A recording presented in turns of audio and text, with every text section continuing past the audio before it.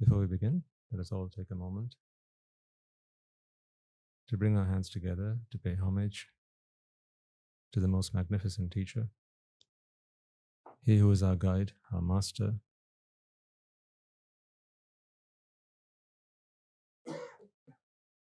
he who has taught us the path to deliverance, the only path there exists to freeing ourselves from all suffering, the most merciful one, the undefeated one, the infinitely compassionate one. And as we do so, let us also remind ourselves that this is an opportunity for us to remind ourselves why we are here, our purpose not just as visitors here, but also as human beings onto this good earth. Renewing our oath, our pledge, our allegiance to the Noble Triple Gem, to our Nibbana. Let us take a moment now to pay homage to the supremely enlightened Gautam Buddha. Namo tassa bhagavato arahato samma sambuddhassa.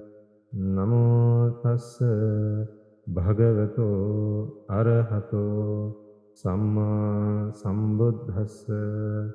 Namo tassa bhagavato arahato samma sambuddhassa. So a new year has dawned, hasn't it?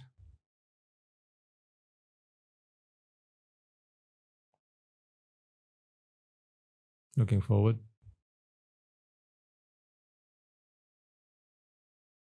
to this new year, several customs that we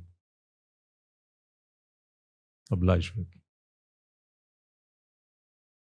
And as all good citizens do, we took this occasion to visit our senior monks as well as other individuals to both wish them good health and the best in the new year. And it gave us an opportunity to, because very seldom do I get a chance to leave these four walls, and when I do, I make the most of it. So this was an opportunity for me to witness what's going on out there. Where's out there? I can't say, you can't say the same. I can say out there. You can't say the same, I'm afraid. Wherever you are.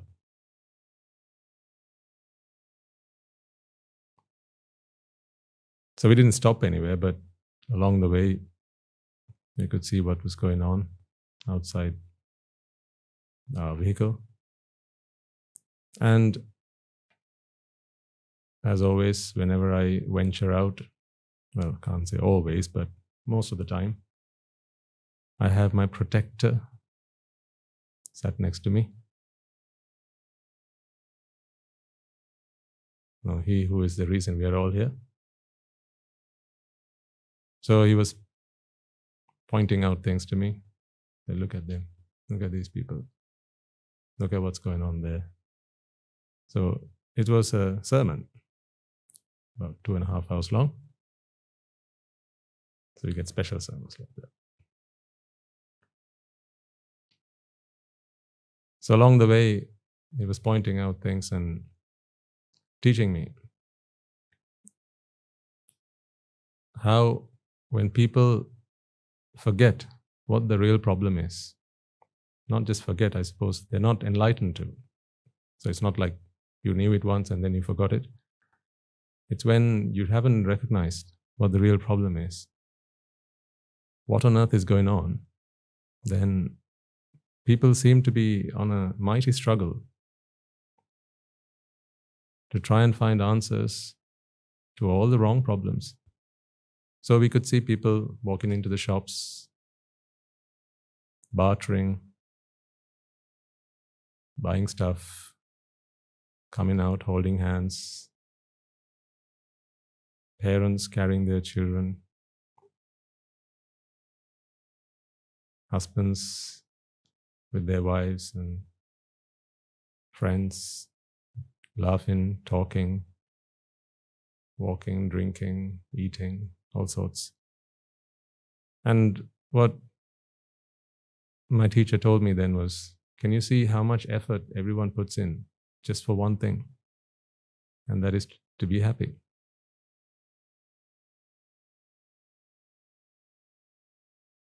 And it's all in vain. That's the thing.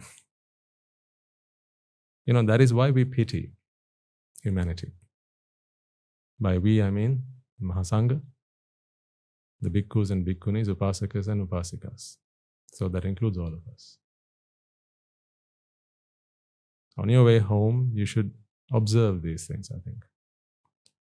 It used to be that, before I listened to the Dhamma, this would be a very different escapade. I would look out the window and look at successful people. I would try to spot them in the passing background. Big businesses, tall structures reaching out to the sky. And I used to think, one day I'll be on top of one of those skyscrapers. One day I'd be someone like that, getting out of that BMW, getting out of that Bentley. Right? So those were some of the dreams I used to have.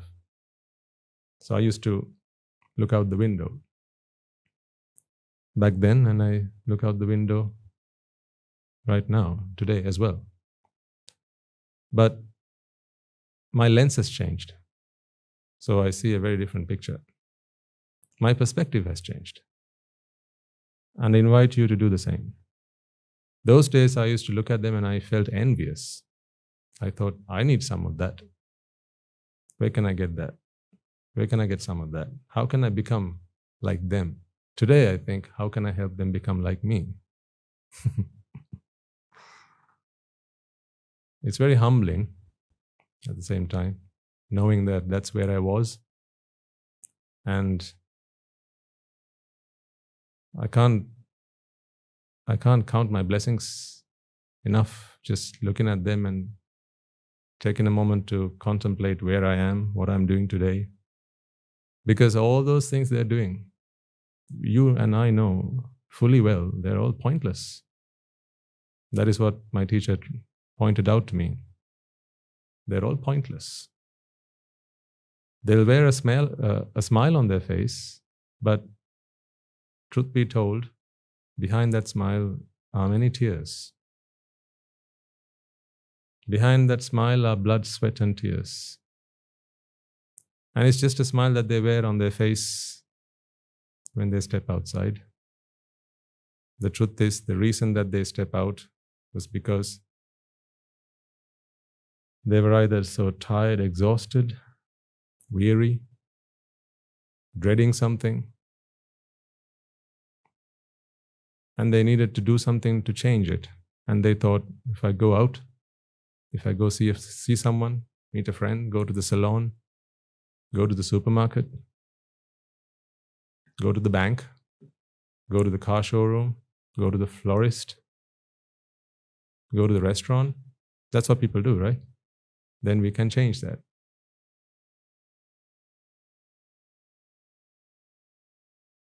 Every time I see this, I feel a lot of pity, because all of that is in vain. This is all energy, isn't it?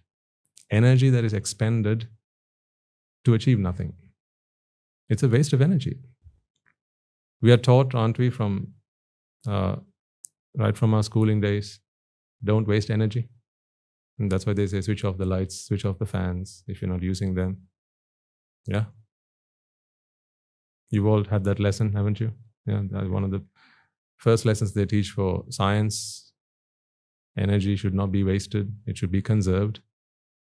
But you step outside and look at what these people are doing, that's just wasting energy.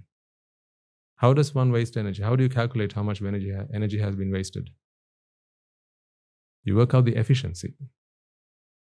Yeah, that is how you work out how much energy has been wasted versus how much has actually gained something.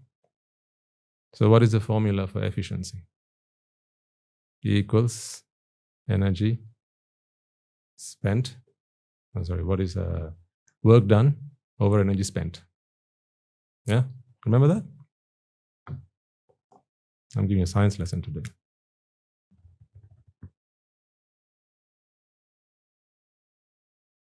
Work done over energy spent. And they say you can times that by 100 to get it as a percentage. Remember? So what I saw yesterday was a lot of this, but hardly any of this.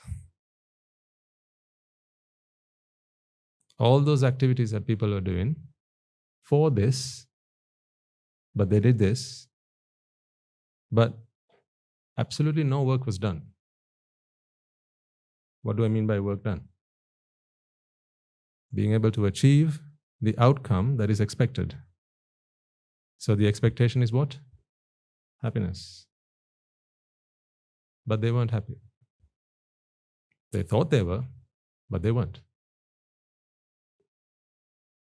That is why every year, every month, every week, every day, every waking hour, minute, second, they're always expending energy trying to find what is that formula to achieve that happiness. So the efficiency of what humanity is doing is zero, absolutely zero, until and unless you understand the Buddha's teaching. That is when efficiency starts to rise. Until then, the efficiency of what people do is zero. That is why there is never enough energy in this world. They'll keep digging up the coal, the natural fossil fuels, and they'll try to set up the wind farms and try and use fusion, fission, whatever, to try and generate as much energy as they possibly can. But there's never going to be enough energy, because all that's happening is energy is being expended, but no work is being done. You see how advanced we are as a human race? Look at all the technology we have around us. See, those days, we didn't even used to have a fan. Today we have air conditioners. Right? When you're hot, you can switch on an air conditioner. Today, those days, if you didn't have your family with you, if they had to leave you for some time, then that was it. It was tough luck until they got back or until you went and saw them. But today, you don't have to be like that. You can just switch on your computer. You can give them a phone call. Or you can get on a flight and go and see them. See? Technology is so advanced. The advancement of technology is a telltale sign that we are getting further and further from finding the right answer to our happiness. You must agree. Just think about how many pieces of gadget you have just on you, just at any given moment. Perhaps, when you're at the temple, you probably have very few. But think about when you're out and about. In those days, people used to just wear their amude and go out. But today, you can't do that. Today, you have several layers of clothing, although it's getting hotter. And then on top of that, you have all these fancy gadgets. Right? There's a phone in your pocket. There's a watch on your wrist. Then you probably have special glasses nowadays. You can have special glasses through which you can access the internet and find out what's going on just up in front of you. You can scan the background. You've got your car keys, very advanced. You press a button and the door opens and the car starts to, you can switch on the heating. You can also have, you can automate your home automation. You can switch on the Hoover, can't you? From just all those devices that you have on you. Then you have your headset that goes around your head, so you can rock to the rhythm, listen to the music. Yeah. Those days, people used to carry a little Walkman. Those things are too heavy, so mobile phones replace them. Very advanced.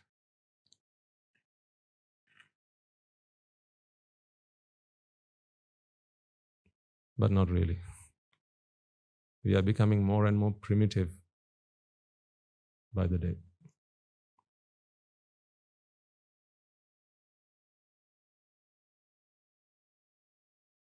And that's what we see.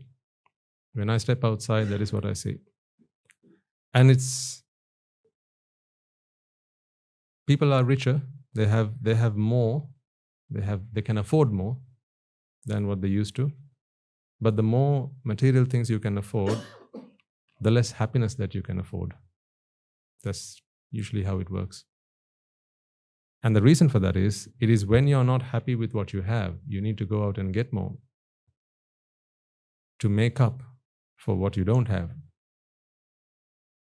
Today I have practically nothing materialistically, but I have everything when it comes to happiness in mind. Which did you all come here to get? I don't mean here, I mean here.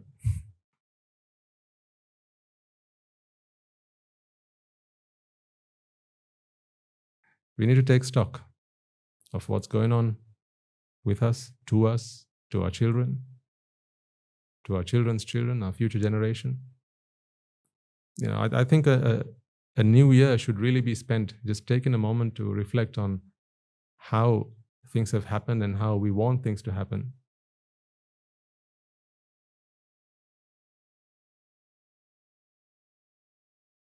You know, in the course of the next year, just think about all the things that you will purchase for your home. I'm probably speaking to a wrong audience. Sometimes it's quite challenging to do these sermons because you're the wrong crowd to be talking to. Just look at yourselves. So boring, distasteful. But people who listen to these talks are typically, you know, they're beginning to make some changes in their lives, and it is more for them, really.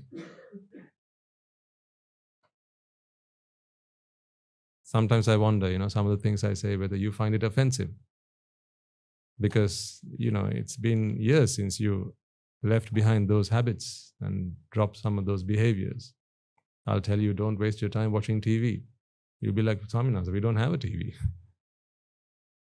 I say, you're an anomaly. You're not supposed to be like this. So it's very difficult for me to talk to you.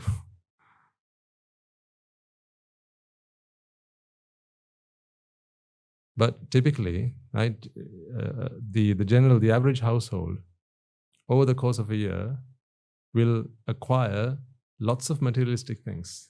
You know, their wardrobes, their bedrooms, their living rooms, their kitchens. Just think of all the different equipment that will be purchased in the course of 1 year. You know, we live in a consumerized world, don't we? Where everything has it. The indicator of success today is whether you have what you need. That is the indicator of success. Do you have what you want? You're a successful man. We are sorry, I can't help myself. But the truth is far, far, far away from that, is it not? Success should not be measured by whether you have what you want. Success should be when you don't want. That is success. When you are content, when you don't want, that is success. But in a consumer driven world where consumerism is the be all and end all of it, and people are out there to make money, and to make money they will exploit whatever comes their way, man, woman or child.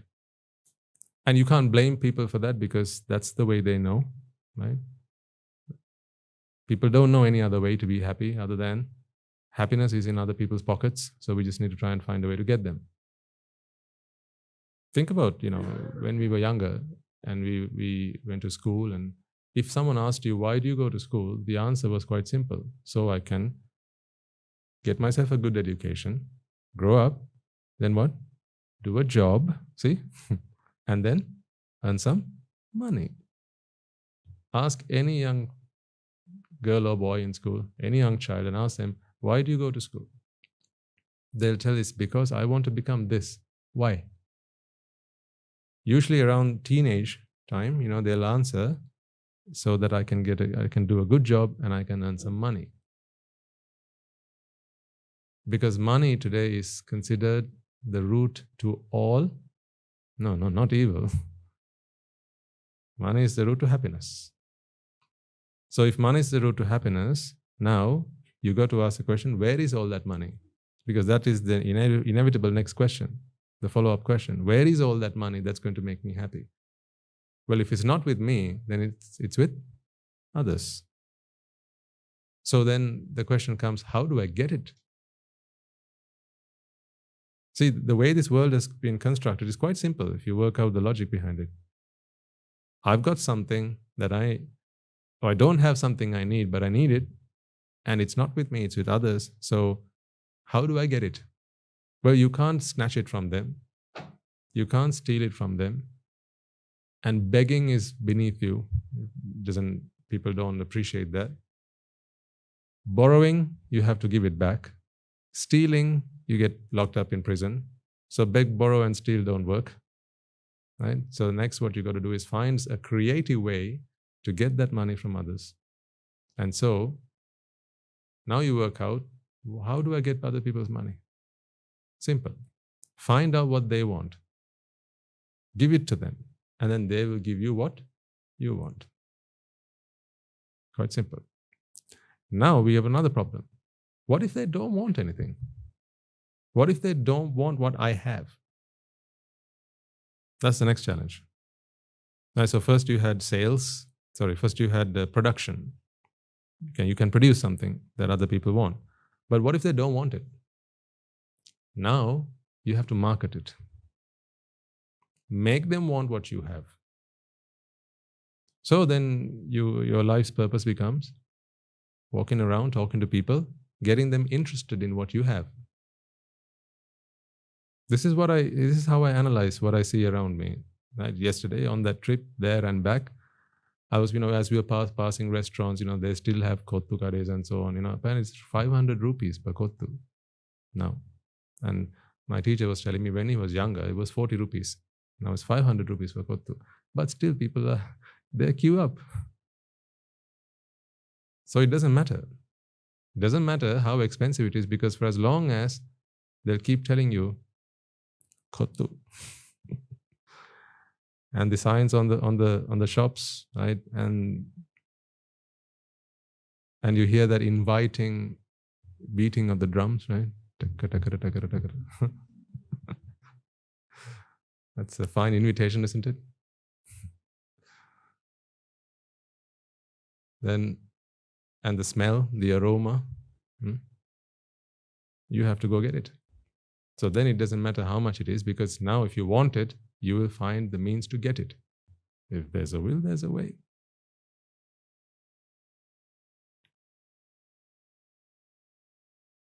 So all you have to do is to get something that someone else has, is to make them want what you have.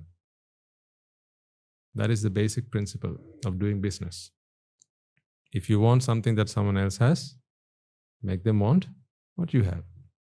Because then they will come to your feet. They will come and kneel by your feet and ask you, please, please, please give me what you have. I'm like, sure, if you give me what you have. Now it's a fair deal, isn't it? I mean, right from business to relationships, that's how things work. Please, will you be mine? Yes, if you be mine. This sounds like a very critical take on what relationships and so on. But unfortunately, this is the truth. We are here to discover the truth. So I'm going to lay it bare, just as it is. So as we were passing the shops, we could see people walking in and out. There were clothes shops, there were gift shops, right? And there were, people. There were on occasions people, getting really angry about someone parking up in front of their what do you call it, shop fronts, right? Then there were others who were getting really annoyed that someone had parked up too close to their vehicle, right? Someone bumped into somebody else, and you should have seen the look on their faces, right? Like predators, right? Right. Fearful. All this, and every time I saw this, all I could think was, if only we could teach them the truth. This is all a result of trying to make something belong to you. When you feel that you are someone, now everything in this world has to belong to somebody, either to me or to somebody else. A mother who holds a child's hand in her hand, she believes that this is my child, doesn't she? This child belongs to me. A person who goes to a shop and buys something, say he buys a loaf of bread, now that bread belongs to him. At least he believes that. So if someone walks past him and inadvertently bumps into him and it drops onto the ground, right? Now he feels really annoyed. But if that happened 5 minutes earlier, when it didn't belong to him, it wouldn't have been a problem. So the same loaf of bread. Yeah, when he was with the shopkeeper, and even if someone else had bought it, someone else buys it, and he drops it on the ground, no problem. This man buys it, drops it on the ground, big problem. So what brought suffering? The loaf of bread? Or is it the person who bumped into him? No. It is this sense of belonging. This sense of belonging is just another fancy way of saying a sense of separation. What is belonging after all if not separation? Whenever you feel that something belongs to you, it is something you have separated for yourself, isn't it? If you made a list of all the things that belong to you, this is a list of all the things that you have separated as something that is yours and doesn't belong to anybody else. You've taken it out of the pool. There's a pool of things that belongs to everybody, and from there you've taken something out. So now it belongs to you. The moment you do that, you become its protector, you become its guardian. Now fear and grief and all that it comes as a package. Apply this principle into various examples in your lives. Right from your car, your house, your glasses, your children, your school. Try and offend someone's school. People get annoyed. Right? Someone say, I'm a royalist. Don't you dare say anything against my school. So that this guy, right, he leaves his college, he goes to another school. Now he goes to say Ananda. Right? I'm an Anandian. Don't you dare say anything about Ananda. How did that happen?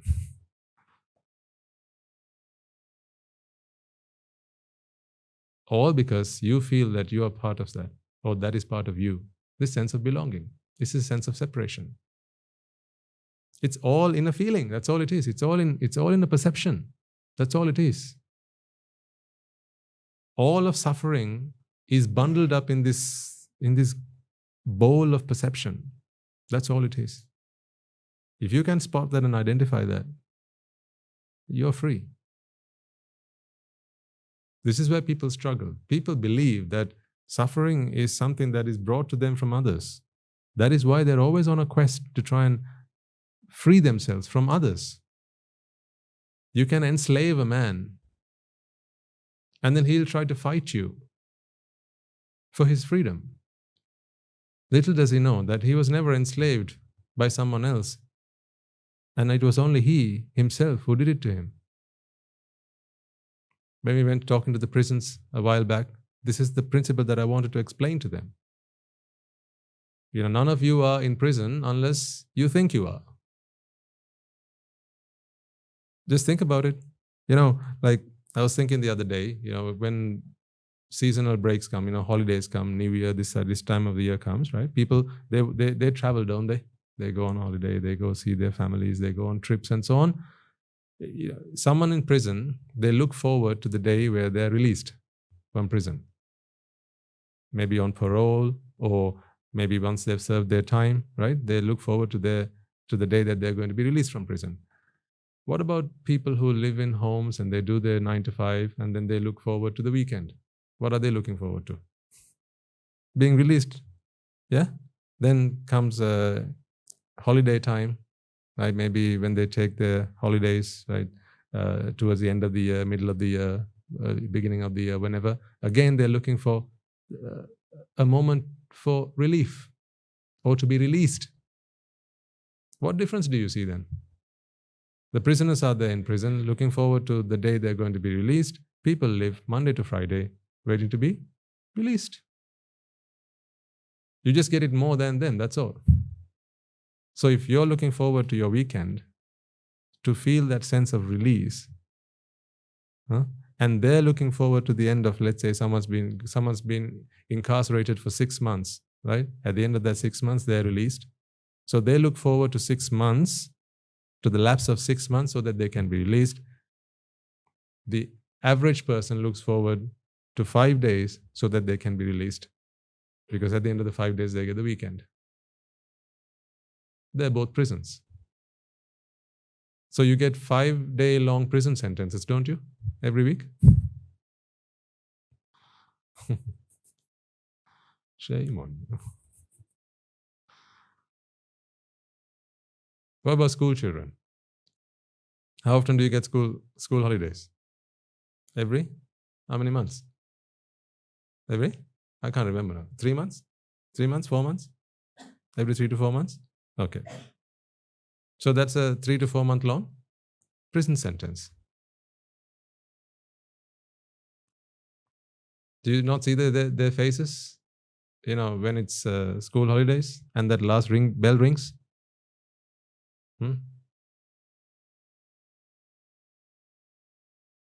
How they run around screaming with joy, just like when those prisoners get released.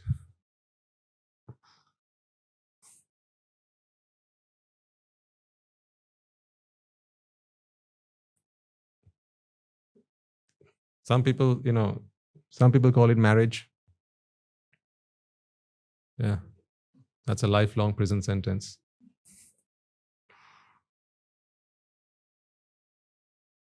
What I'm trying to say is, it's not the environment that imprisons you. It is your mindset that imprisons you. So you can choose to be in a prison right now, if you wanted to.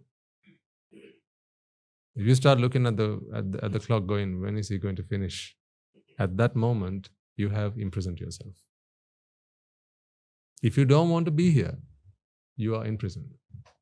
That is all it is.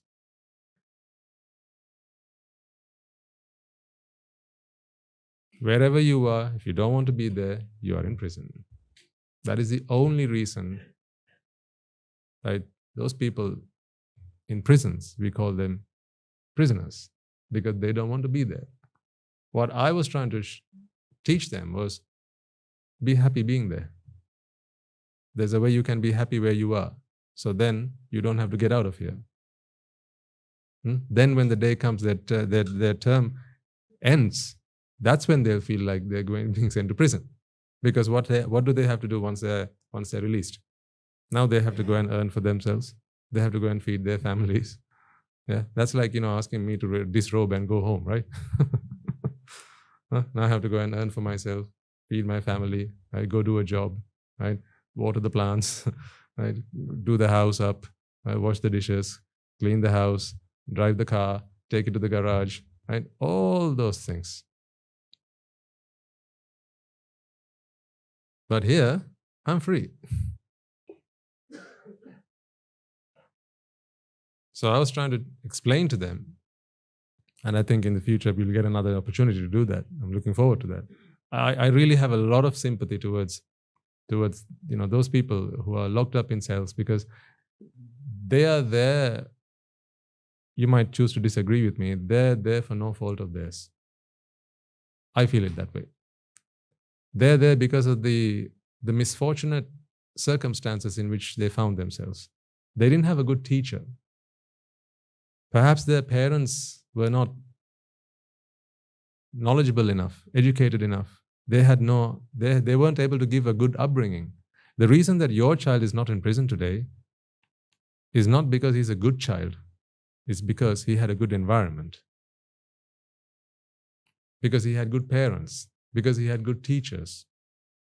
It's because he had a good upbringing, a good education. Values and virtues, they were fed into this child's mind. But those people, I can't speak on behalf of all of them, so this is not me stereotyping them, but generally speaking, if they'd been given a different set of circumstances, I think we would have seen a different outcome. So I always feel, I always talk to Guru Andhra about this, I always feel that they need to be given another chance, a real chance in life, because they weren't given a real chance. What they were given were this. A bunch of people walked up to them and said, I want what you want, right? And I've got something that you want. So here it is, if you give me what you have. I want what you have, and I've got something that you might want, and here's how nice it is, here's how good it is. So you vex them up, and now they want something that you have, but you're not willing to give it to them. Now you start calling your price, and they can't afford it. Now what they go to do is they steal, rob, burglary, right, and so on. And then once they do that, they get locked up in prison. Or, as 90% of prisoners are in prison today, 90%, that high, yes, because of drugs or drug-related crimes, right? Again, here's something you want. I've got it. If you want it, come and get it. So, because of poor indoctrination, don't you feel sorry for someone who's in prison because of drugs? Don't you really feel sympathy towards them? It was not drugs that they wanted. That's the thing. That's why I feel sorry for them. They didn't want to steal. They didn't want to kill. They didn't want to do any of those things. They just wanted happiness.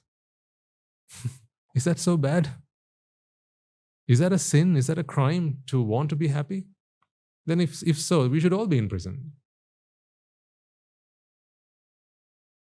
The only reason you didn't do drugs was because you found other ways to be happy. That's why today you are sober. If you were frustrated, if you had problems in your life, right, and you found no way of getting out of it, and then someone came and said, you know what, I can wash away all your problems. Just take a sniff of this, and all your problems will be gone. Wouldn't you? Seems the easy option. And if you can promise me that when I take a sniff of this, all my problems are gone, at least, for the next couple of hours, why not? I can forget all my problems. This is the reason why people watch films. Why do people watch movies? Because for 2.5 hours, you can forget what? All your problems. Because now you can get embroiled in someone else's problem. Because when you're embroiled in someone else's problem, you can forget you've got a problem. How nice. Yeah, you got 100 problems at home, burning problems, but when you're sat down in front of that TV, watching that film, right, in the cinema, right, and someone's trying to shoot someone down, or someone's running away with somebody else's wife, right? Now look at those people. They shouldn't be doing like that. You become commentators. You just get embroiled in someone else's problem. And then what happens to your problem? That's on the back burner. That's why when the credits start appearing on screen, and you start, finding your whereabouts, get your bearings straight, and you have to get up and walk out of the cinema. And as you open the door, right, and out of the cool theater and out into the warm city, the muff of real life, then reality hits you, and you have to walk to your car, and you remember, I need to get this damn thing serviced. And then you get into the car, you sit down, and your wife gets into the other one, you need to get this one serviced as well. Your children sit at the back, right? Then she says, right, we need to go do the shopping on the way home. Oh yes, that as well. Right, so one after the other, all those problems start coming back to you. Because the thing is this, right? When jati happens, jati by very nature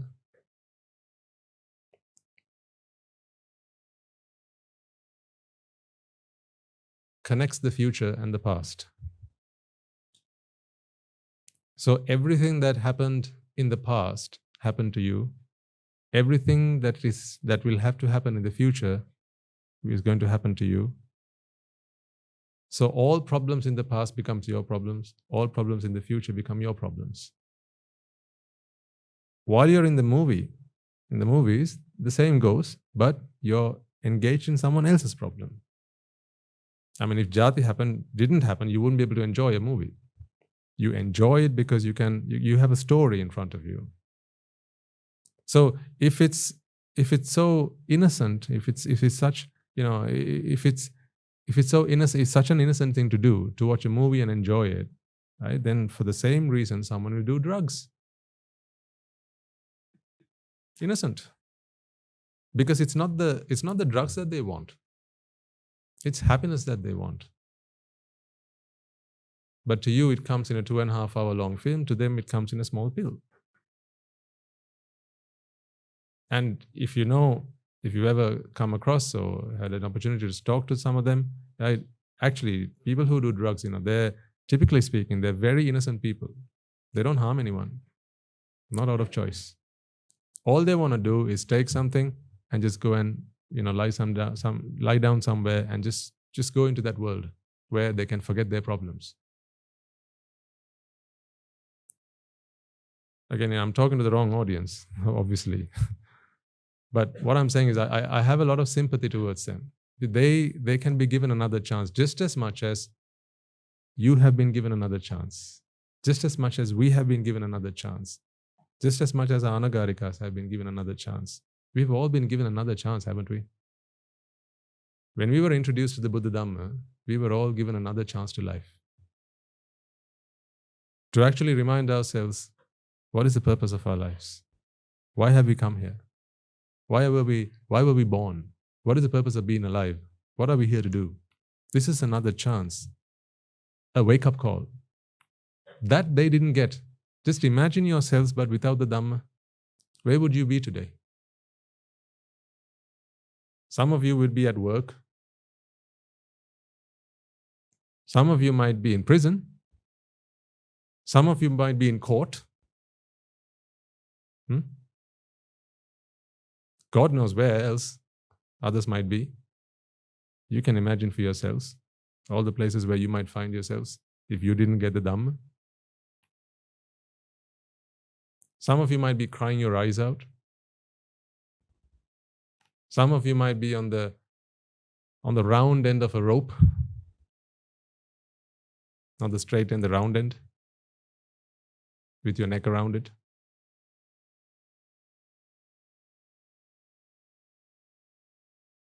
The reason you're here like this is because you found the Dhamma. That is the reason. It's not because we are special. It's because the Dhamma saved us. So if we were all given a fair chance, right? We were all given another chance. I believe that every human being deserves a second chance. Didn't you deserve it? Didn't you all deserve it? A chance to see the truth, to realize the truth? Well, then they all deserve a chance. Someone who's addicted to pornography deserves a second chance. It's not porn they want. They just want to be happy.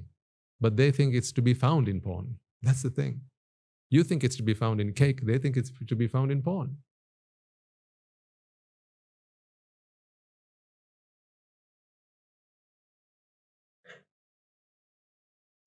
Someone who's addicted to alcohol.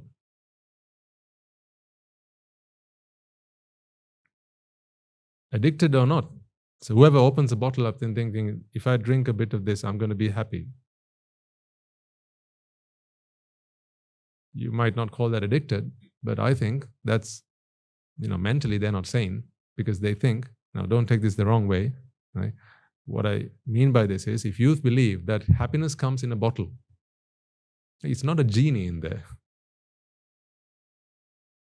They don't come in bottles.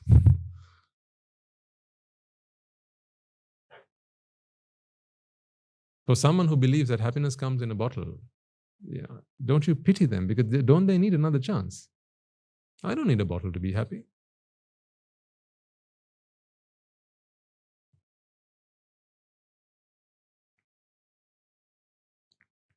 I used to be someone who used to watch films all the day, all the time. Every weekend, that's what I used to do for my entertainment. And there was access to as many as I wanted, and weekends was how I was not the very outgoing kind of person. I like to be at home. A very homely person I was, and I had access to as many films as you wanted, just a flick of a button and you had it. I got another chance because I thought happiness comes through Netflix. Some people believe happiness is to be found on YouTube. Happiness is to be found on Facebook.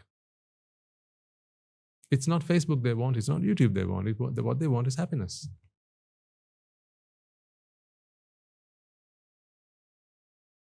All because they've not seen the truth. Put yourself in their shoes. I'm talking about someone who's addicted to X, whatever that X might be. Put yourself in their shoes. Why are you addicted now? Because you haven't seen the truth. If you believe you deserve a second chance, then so do all of them. If someone believes that they need a partner to make them happy, they've not seen the truth.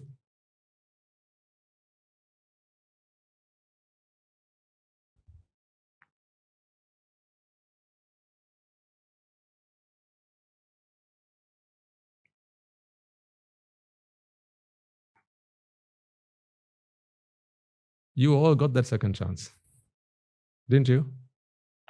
If I asked you when, you'd probably be able to go back and tell me, that day when I was listening to that sermon, the Sasaraganudenu, that's when it happened for me. That day when I listened to that sermon, Obakaud, that's when it happened to me. You'll all have a story to tell. That's when I got that second chance. So you got that second chance, and look where that took you. A completely different path in life, right?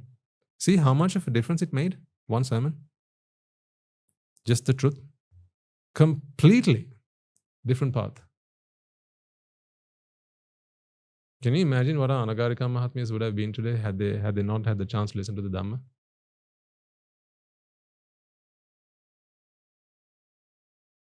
Today they're like this. If they hadn't come across the Dhamma, what would have they been like?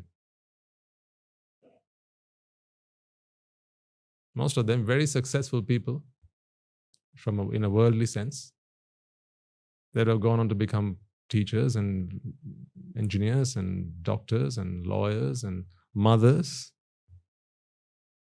To how many? 1, 2, 3, 4, 5?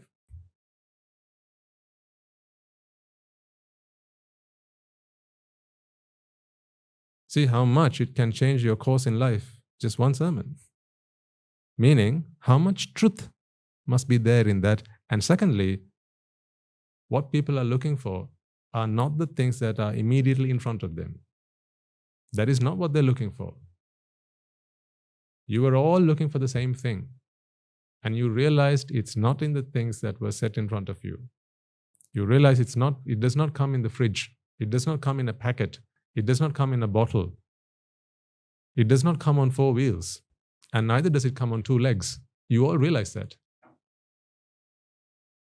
All one sermon did that for you. That opened your eyes, and then from that day onwards, right, you followed that path, and this is where you are. So everyone deserves that second chance, don't you think so? Everyone deserves that second chance. If you got that second chance, then everyone deserves that second chance. Because in giving you that second chance, we didn't check how good or bad you were, did we?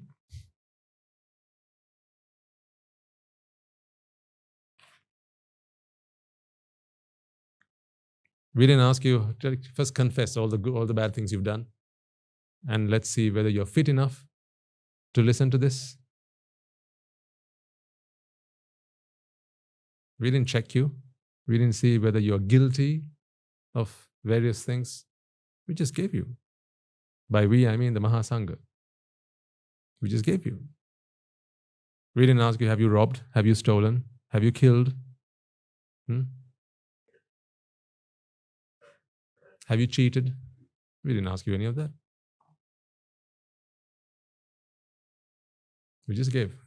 Because what we realized was, even if you'd done all those things, that was not what you wanted to do. All you were looking for was happiness. Just like all those people I saw as we were walking, as we were going to our destination. People are just looking for happiness. When they don't have it, they'll do all sorts of things. Good and bad, both good and bad exist in this world because people haven't seen the truth. What is good after all? Good is simply when people haven't seen the truth, the ultimate truth. Right? When you help someone who hasn't seen the ultimate truth to live a comfortable life, we call that good. Ask someone what they want and give it to them. That is good, isn't it? Generosity. A hungry man, right? You talk to them what you want. I'm hungry. Can I have some food? You give them some food. That is good. That is good. What he really needs is not food. What you really need to give him is a way to find is a lesson that teaches him how not to be hungry. But it's too early for that. First, you got to sate that man's hunger. But that is good. But what is great? That second lesson. How not to be hungry. What they'll teach you is how to have what you want when you're hungry. What we want to teach you is how not to be hungry. Because when you're not hungry, you don't need anything.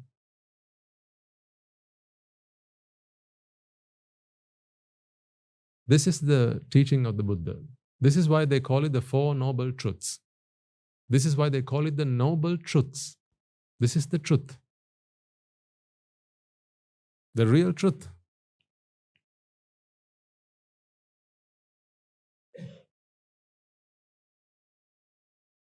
Just walk back in your lives, walk back down memory lane and think about all those times in your life where you made some choices which in hindsight today seem crazy. If the same situation presented itself to you today, how many of those choices would you make exactly the same way today? Hardly any, I think, for some of you. Hardly any. Because when you look back at those choices, you realize I made those choices because I didn't see an alternative. Yes or no?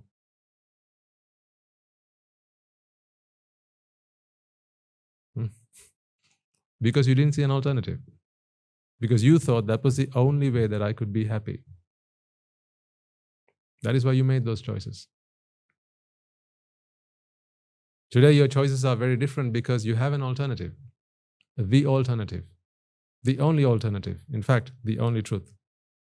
So much so that everything else seems like a useless alternative.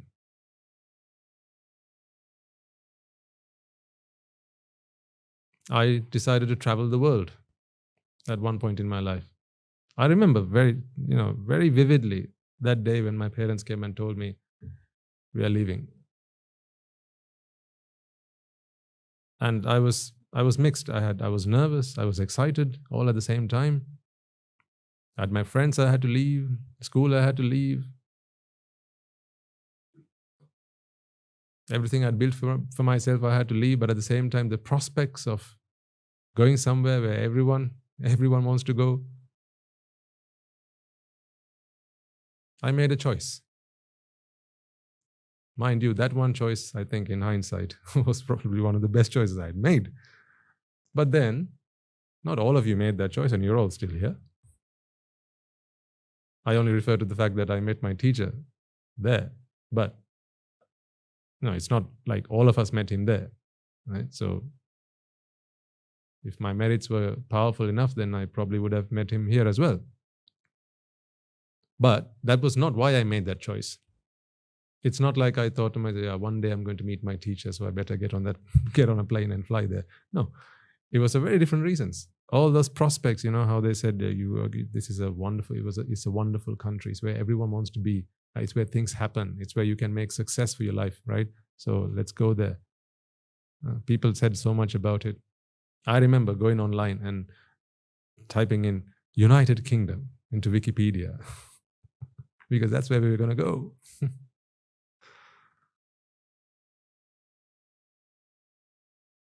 And all the fun things you could do when you get there. I made those choices back then. In hindsight, for those reasons, I wouldn't have made that choice. I wouldn't make that choice today. But it wasn't the UK I wanted to go to. That was not where I wanted to go to. I just wanted to be happy. In the same way, I ask you, go back down your memory lane. Take a walk down the path of life you've lived so far, and think about all those decisions you made in your life. The very decisions that people are today locked up in prisons for. The choices that they made only because they saw no alternative. Because when the mind is vexed, ladies and gentlemen, all it looks for is relief from that vexation. I mean, I have such sympathy for a mind that is vexed.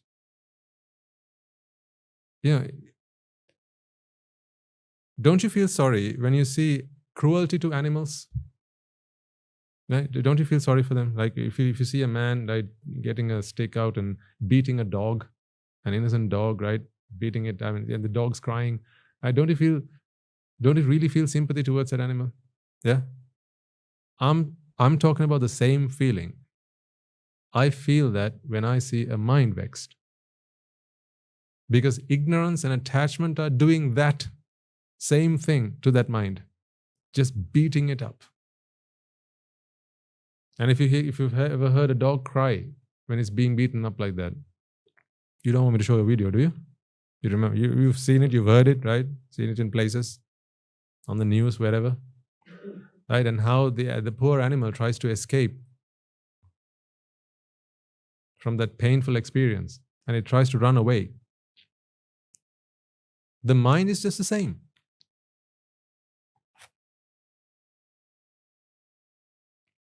The mind is like that. Attachment is beating it down, whacking it away, and it's being crushed. If you could take your mind out and lay it in front of you, just imagine that, right? Attachment beating it down, and with every beat, it's just being crushed and crumpled, and it's just looking for an opportunity to relieve itself from that pain, from that agony. I feel sorry. I feel sympathy. That is what I feel when I see all of you. When I saw those people outside the window, right, those people walking up and down, walking into the shops, holding hands, doing all those things, I'm like, this is what attachment is doing to them. They're just looking for a vent They're just looking for a vent so that they can relieve themselves from that vexation. They don't need to be like that because we have the Dhamma. You all got given a second chance. We all were given a second chance. That is why today you feel so relaxed.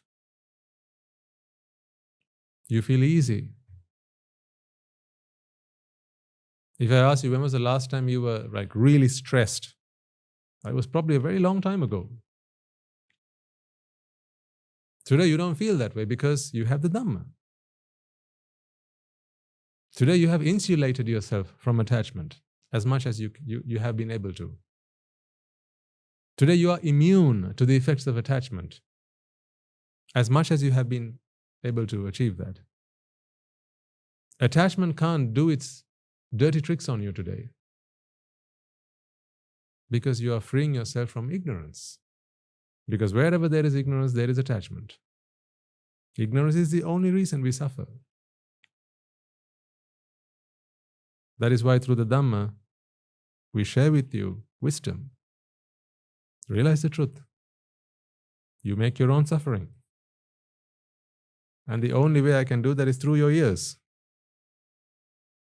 You know, how I wish I could just come up to you and just tear away attachment from your hearts. How I wish I could do that, but I can't.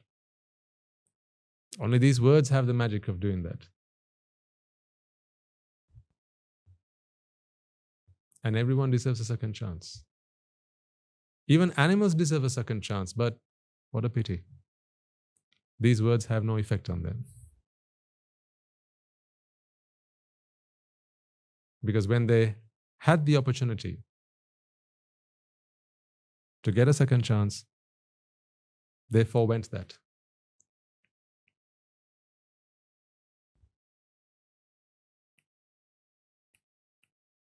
Because at one point they were like you.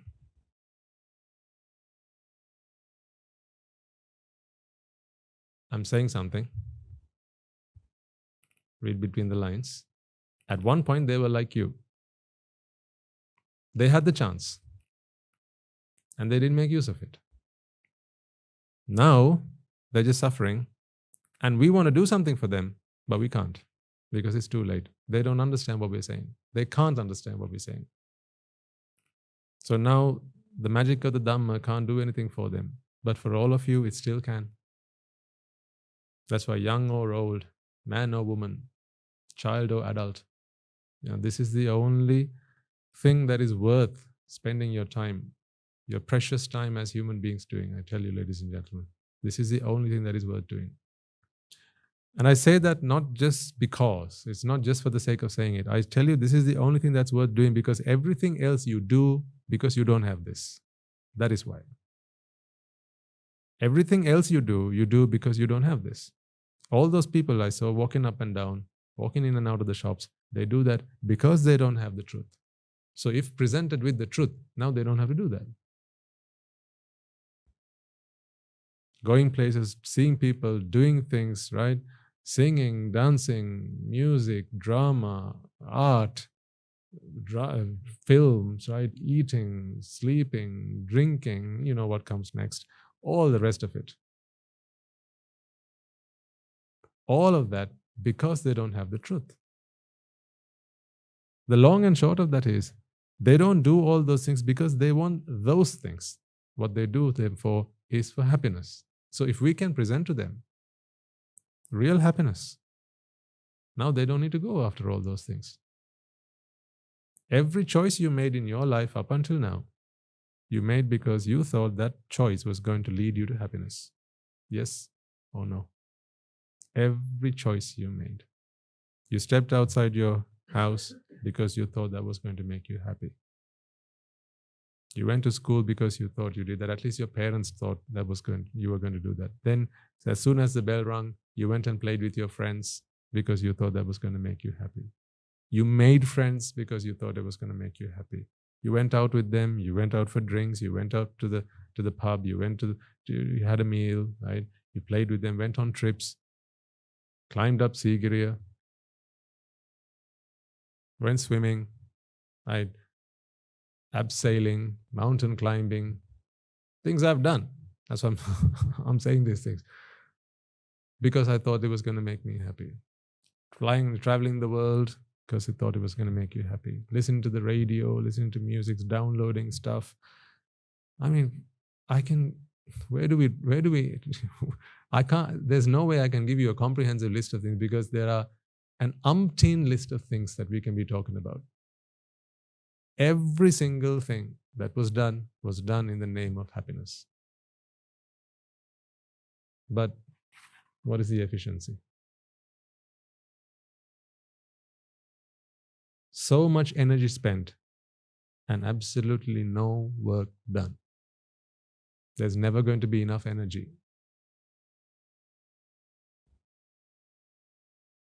The truth is, you don't have to spend any energy to get this kind of work done. The work that I'm talking about, achieving real happiness, you don't need to spend energy for that. Therefore, efficiency is 100%. For zero work done, 100% work done. So for zero energy spent, 100% work done. What people are doing is 100 energy, zero work, zero efficiency. We have to be those agents of change. We little by little, slowly, gradually, we can start to make that change. You are a walking example. You really are. You are a walking example in everyone here in this room. You are a walking example that this is possible. Because don't people walk up to you and ask you, what's changed about you? You're very different now. Something's changed. What's going on in your life? Live a life so that people come up to you and ask you, tell me your story. I'm interested. Live that kind of life. You can live that kind of life in two ways. Right? Sometimes we go to the prisons and ask people, tell me your story. I'm interested. Right? Or when someone's on death row, you can ask him, tell me your story. I'm interested. How did you end up here? On the electric chair. Huh? Tell me your story. Or when someone's in a rehabilitation center, you go and ask them, tell me your story. I'm interested. How did you get here? Why do we listen to that story? So we can avoid it. Yeah. Live your life so that people walk up to you and ask you, tell me your story. I'm interested. How did you get where you are? So that I can avoid it? No. So I can become someone like you. Be a walking example, a living, breathing example.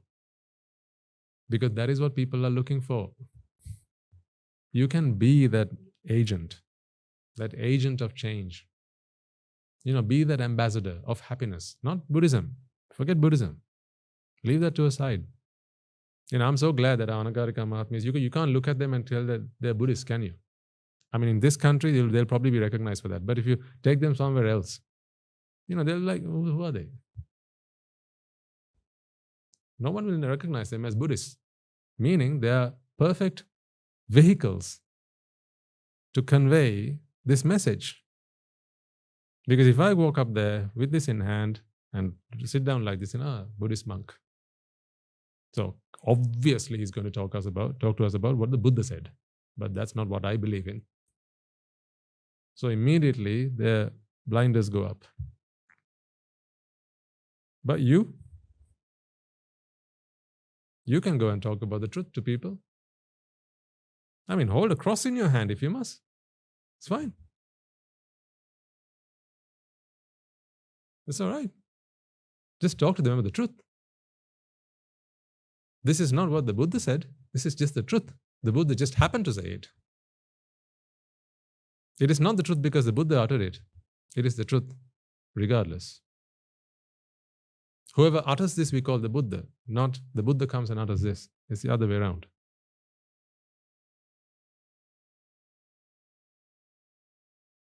So you are really, very powerful agents of change, because if people can become someone like you, don't you think that they'll be happier people? Honestly, answer the question. If people can become someone like you, right? The average man on the street, the average woman on the street, madam, if someone could become someone like you, don't you think they'll be happier? Just that little bit more? Of course they would. Though, what do you think? Huh? If your classmates could become like you, do you still have classmates?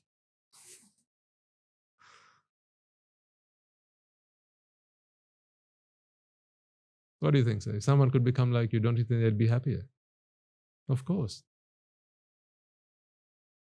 If you're a father, and I ask you, if all fathers in this world could become someone like you, don't you think so? They'd be a little bit more happier? A little bit more happy? Of course they would. So that's what I'm saying. You are all examples. Don't take this lightly. Don't take it lightly. You're a very powerful force. You're a very, very powerful force for change. Because, if people are always influenced by others, right? And when you're in society, you are also a force of influence. So the more people like you we have out there, that much better society can become. People can become. Just by aspiring to be someone like you. Because what they'll see when they come to you, when they come to you is the same things that affect them and you, right? The impact on on them and you are very different. Your response is very different to theirs. But it's the same effect. So how is that? They'll wonder. How come things that annoy them don't annoy you? How come things that keep them up at night don't keep you up at night? They'll wonder. Then they'll ask you. If they haven't asked you already, I'll be very surprised. Your friends would have asked you. Your colleagues would have asked you. Your neighbors would have asked you. Perhaps your relations would have asked you. Your brother, your sister would have asked you. What's up? I'm interested. Tell me, what's going on with your life? The very questions that they asked when you were climbing up a different kind of tree. Maybe when you were, successful in your lives, right? Successful in your professions. Then they would also have come and asked you, how do you get to where you are?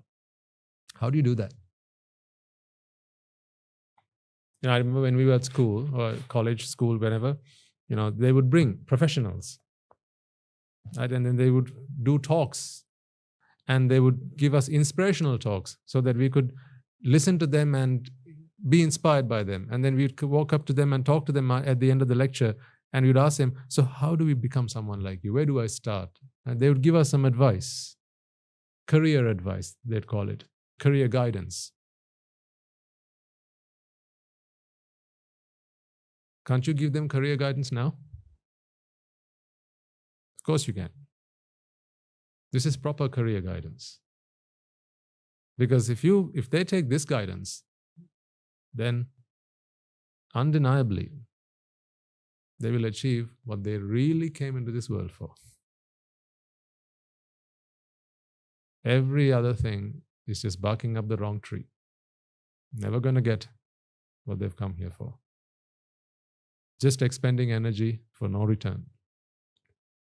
You have to accept this is the truth. That is why people keep on doing the same things over and over and over again, hoping for a different outcome. What do you call that? Insanity.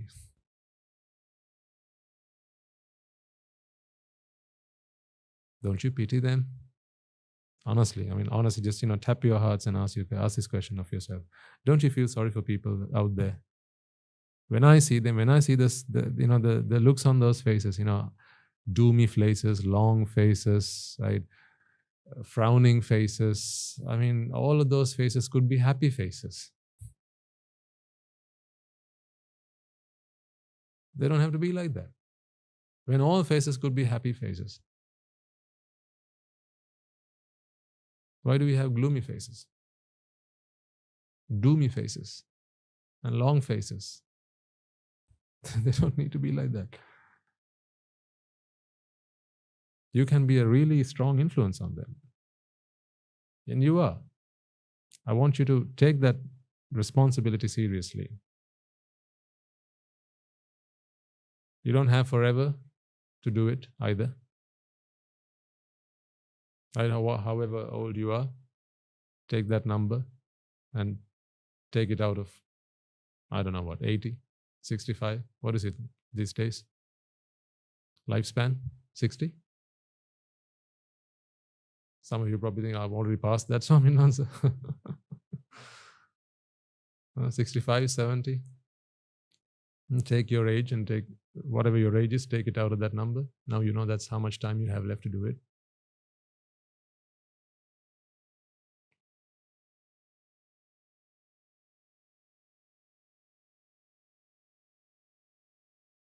All because they haven't realized the truth.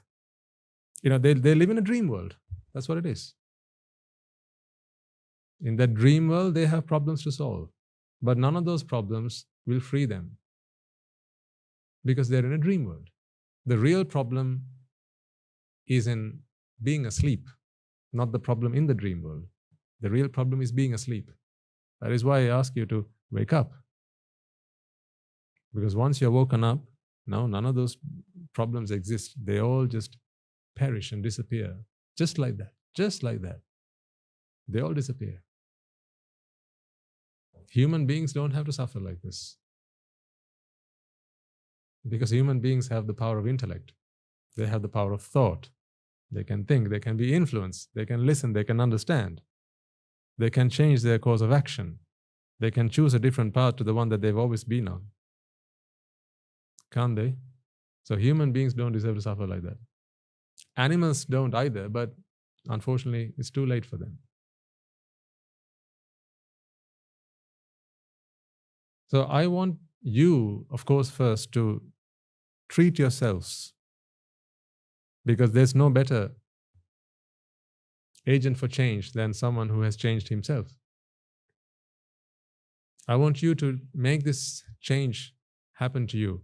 So what I ask of you is, whenever you come across situations in life and these problems and challenges, situations that stretch you, right, and maybe on the border of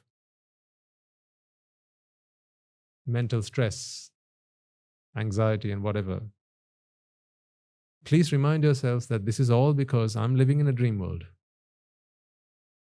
And wake up. Because whenever jati happens in your mind, you are succumb to all the other problems that come with it. Sometimes you will reflect on it in hindsight and remember, that day this is what happened to me. That is better than not being reminded of it at all. When you're first taking those first steps, right, it will happen perhaps a day later, maybe a week later for some of you. But as you keep practicing it, some ask me, right, Swaminathan, how do I remind myself that I shouldn't have done that maybe a few hours later, maybe a day later, but how do I do it on the spot? It comes with practice, as anything does. It comes with practice. So today, if you're able to do it, a day later, a week later, right? If you keep on doing what you can do today, you'll be able to do more tomorrow. But don't let it go. That is why I've asked you in the past, do that 15 minutes of meditation every day. If you can find the time to do that. Maybe 5 minutes if you can't. At least put in a check-in point. A checkpoint for you at the end of the day, before you go to sleep, if you can. Think about what you've done throughout the day and ask yourself, what are those moments where I fell asleep? And then before you go to sleep, wake up. Those are the moments I fell asleep. But just reflecting on that, going over that situation one more time in your head it's almost like you're rewiring your mind, your brain, if you like. You're rewiring your brain, you're rewiring your mind, you're rewiring the way you think, so that you're giving yourself some practice, so that next time it happens, you can be more alert, more mindfully aware. Mindfully aware. What happened when the problem happened was you weren't mindfully aware. You were mindful, but you were not aware. If we're all mindful, we're always mindful. You're always mindful about what you're doing, right? You're always mindful. Because it's not necessarily what your hands are doing. Mindful is being aware about what your mind is doing, right? And besides, you can be drinking a glass of water and talking to someone, or maybe you can be driving and talking to someone. It's not like your driving happens automatically. You are actually thinking about the driving. You just don't focus on it because it happens so rapidly. It's not like you don't have to think about it. You are thinking about it. But it happens almost automatically, but not automatically. It happens almost automatically, right? Because you've done it so many times over and over. But there are thoughts that arise to help you do that, to coordinate that. Your arm movements, your leg movements, your feet movements. These are all coordinated movements. So your mind is working hard at it, but you just don't focus on it because you're focused on your conversation. Because there are no automatic thoughts. There isn't something like that. They're all thought out. There's a process for that. So at least, when you have that moment before your bedtime, go back, run the day in your mind one more time and ask yourself, what were those moments where I should have made a different choice? And just take a minute to think about it. This is really good advice. Because it has done wonders for me. So this is why I ask you to do it. Take those moments, and the more times you do it, the more times you can be in control of when it actually happens. If you do it time and time again, then the moment that you catch yourself, right? Immediately as it happens, you can catch yourself. This comes with practice.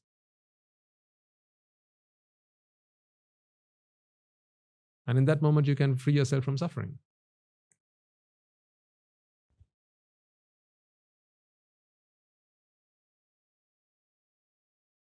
But when you're not mindful and when you're not mindfully aware, you will start to separate things in your mind. Now, someone had asked the question, when we talk about separation, are we talking about how we like and dislike things? Or are we talking about seeing an object that is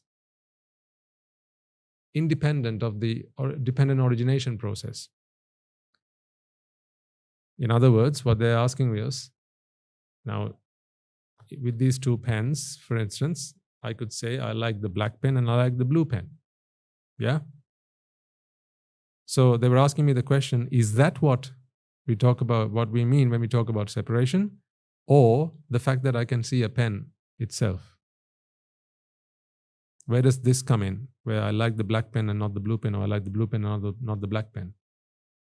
But the thing is, this is all comes in as one package. Because the moment you see something, you separate something, one thing out of everything else, you have to put it into a bucket. Because if this is a black pen, everything else in this world is not a black pen, isn't it? Think about it for a sec. If this is a pen, then everything else in this world are not pens. Do you understand that? If this is a pen, then everything else in this world is not a pen. But what about this one then? No, just imagine for a second that this is the only pen in this world. The fact that this is a pen for you means everything else in this world is not a pen. That's why you don't see a pen here, and you don't see a pen here, or you don't see one here, because this is a pen for you. This is also a pen. When this is a pen, everything else in this world is not a pen, because this is a pen. In other words, you identify and you recognize something as a separate entity from everything else. Because separation is separation from everything else. That is what separation is. Separation is separation from everything else. I think the best example of this is you. When you think about you, everyone and anything else in this world is not you. Am I right? That's the point I'm trying to make. There's only one of you, right? What if you had a twin sister? Is she still you? No, she's not you either. Why do twins dress alike? Ever wondered? Twins, they dress alike, don't they? Because it's fun. You know how it's fun? Because it teases others. Because only they know which one's which. That's the fun part of it. because it's a teaser for everybody else. Haha, you got the wrong one. It's like tickling. You can get fun out of tickling someone, right? It's the same concept. That's why twins dress alike. Sometimes the mother might know, maybe the father knows, right? But usually nobody else is any wiser. They're like, which one's which? That's the point. It's so you can't tell which one's which, so they dress alike. But they know. Yeah, so if you have one called Amy and the other one called Jane, Amy knows that she's Amy and she's not Jane. Jane knows that she's Jane and she's not Amy. But nobody else knows. So what, how do you feel when you know something and nobody else does? You feel special, don't you? Yeah. That is what they're after. It's not very nice.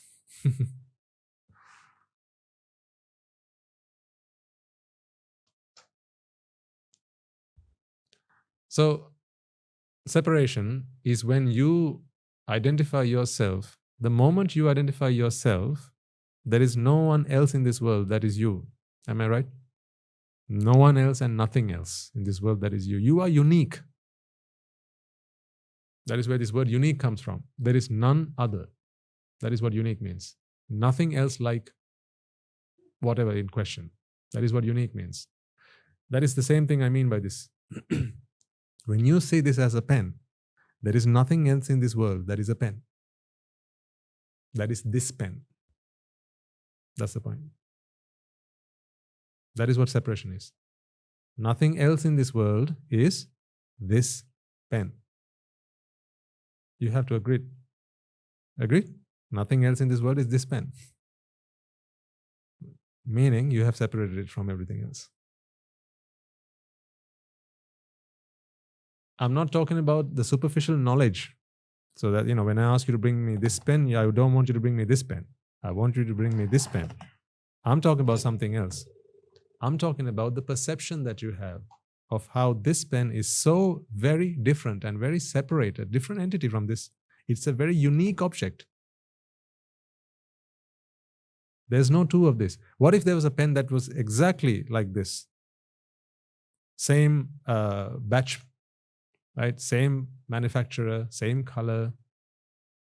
Still, if you held it in your hand and the other in the other hand, you would tell me that this is the only pen. There is nothing like this. This is this pen and this is that pen. That separation that you feel, this is because of jati. It's how you feel you are different from everybody else. So what is the problem with that? What happens when you do that? Or what happens when that happens? Because it's not something you do. It's just something that happens to you. What happens when that happens? What happens when that happens is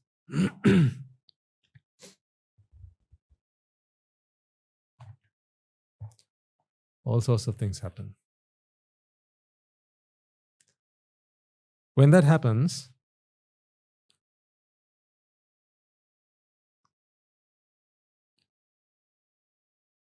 first of all, you have the concept of belonging comes. Does something belong to you or not is a very binary question, isn't it? It's a binary question. Can't you answer that question on behalf of every object in this world? I ask you the question, does it belong to you or not? You can say yes or no. About what? Absolutely everything in this world. Yes? Yeah. So this is what happens when you separate. So I'm talking to you through the problems that arise when you start to perceive this separatedness. Okay? The moment you feel that you are separate from everything else and that there are separate and unique objects in this world, now the concept of belonging comes in. And you know what comes after belonging? Yeah, of course, fear and grief. Yeah. So whenever you separate something in this world, now you have the answer to the question, is it yours or is it not yours? Can you name me one thing that is neither? It's neither yours nor not yours. Give me one example. Give me one example of something that is neither yours nor not yours. Can you? No. You can answer this question if you are an Arahant. It's neither yours nor not yours. But right now, no matter what example I give you, you'll be able to tell me, yes, that is mine, Swaminathan, or that is not mine, Swaminathan. So, when something's yours, now you have the responsibility of protecting it, keeping it safe, yeah? And of course, when you lose it, you have fear, you have grief. So fear and grief come with this sense of belonging. What about things that don't belong to you? Things that don't belong to you. Here's what happens with things that don't belong to you. If you like it, I've already opened up the box. Up to you, you can think it. I like to give my students riddles. I just give a little and I get them to think, because that helps to really develop the faculty of wisdom. It's like working out a problem. I teach you a little bit of it. I want you to start thinking about it. Okay? When something doesn't belong to you, don't think that problem's over. If you like it, now what do you want? You want it to belong to you.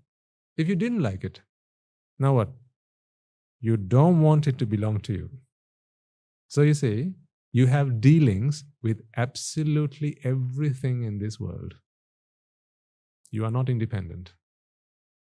This pen is yours. Okay? This pen is not yours. Are you telling me that it is only this pen that you have problems with? Oh, no. You have problems with this pen also. Because if you like this pen, now you want it to belong to you. You need this, you want it. And if you don't like this pen, now I try and force it on you.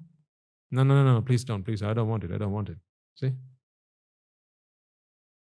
See all the things that start to happen when you open this Pandora's box of separation. I'm trying to explain to you something really subtle, but I feel you can all grasp this, so I'm breaking it down, and I'm sure you can. I'll talk you through it again. This pen belongs to you. What are the two things that come with as a package? Fear and grief. Fear of what? Losing it, and grief when you have lost it. Okay? This one is not yours. So we started with, in this world, once you separate, it's either yours or it's not yours. All agreed? Okay, so this pen now is not yours, because this is yours, this is not yours. No problem with this one? There is. Because if you like this pen, now you want it to be yours. And if you don't like this pen, you don't want it to be yours. In fact, that is a wanting. The wanting of not wanting. Apyehi sampayogo dukkho. Pyehi vipayogo dukkho. See, if you like this pen, not being able to associate it is your suffering. If you don't like this pen, having to associate it is your suffering. All because this pen doesn't belong to you. What about this one?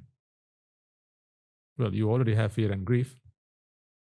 Meaning, the moment jati happens, everything in this world for you is a cause for suffering. Well done. Sir?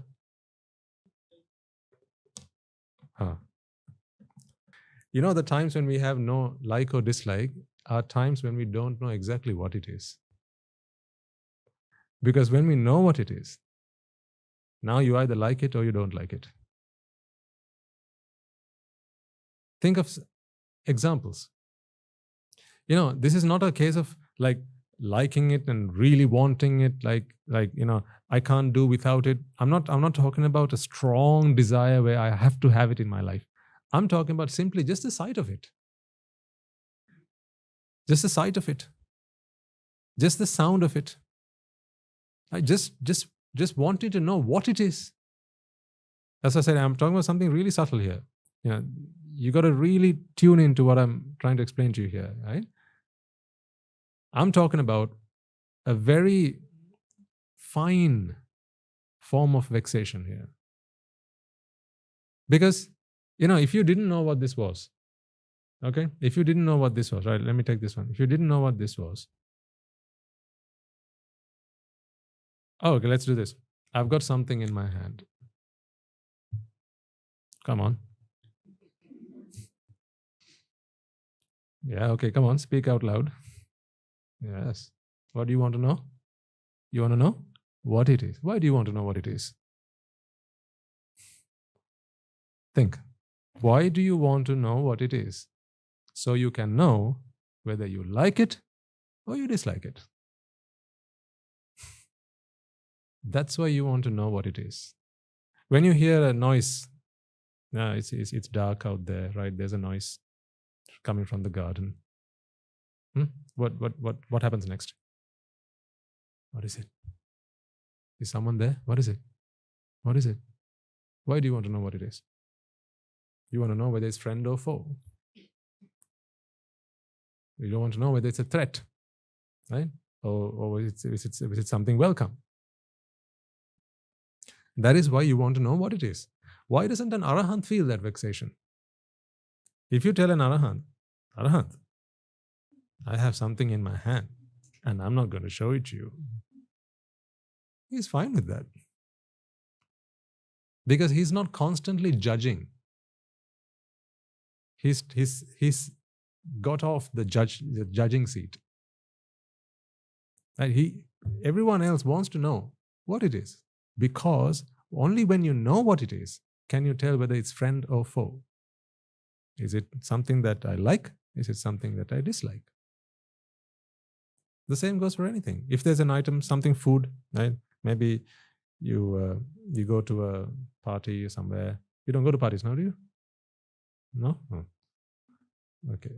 So if you went somewhere and there's a new something you've never seen before, a new item of food, when you see it, there's a question that comes in your mind and you can't help it. It's not like you switch it on. It comes on. It's automagical, right? So you see that what's the question that comes in your mind? What is that? What does that taste like? What does it smell like? Right? So if you were given a plate and said, go serve yourself, I bet any money that thing is going to get onto your plate, at least one of it. If it was cut and diced up into small pieces, right, at least one of it is going to get onto your plate, so you can find out what it is, whether it tastes nice, whether it smells nice, right? Because you like the look of it. You've seen what it looks like now, but there are a few more things that you can try and find some answers to. Looking nice is not enough. It needs to taste nice. It needs to smell nice. It needs to feel nice, right? So you're curious. You can't help your curiosity, can you?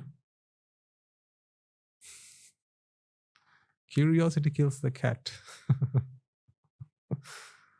Because when someone's curious, what is that curiosity for? It's a curiosity to find out whether it's something that you like, that appeals to you, or something that hurts you. Because we always have to protect ourselves. This is a fundamental problem when you have the self. You can't help it. Because when there's a self, you're always on the lookout for things that either are going to bring you comfort or something that's going to bring you pain. Imagine living in the jungle. Now you're always on the lookout, aren't you? Whether someone's going to bring you comfort, right? Or maybe you might find something for dinner, or it could be a predator. Either you are the prey or it is the prey. When you live in a world where you are with jati, when your mind is with jati, you have a self now. That self has to be protected. So you're always on the lookout for things that are appealing to you so that you can feel happy. Happiness is what you're always after. See, now you can't deny this, because if jati always happens in the mind is always looking for happiness. Now you understand why you want to know what this is. Why? Happy. Is this something that makes me happy? If you're always looking for happiness, then every waking moment you're after things that make you happy. Your pursuit is for the pursuit of happiness.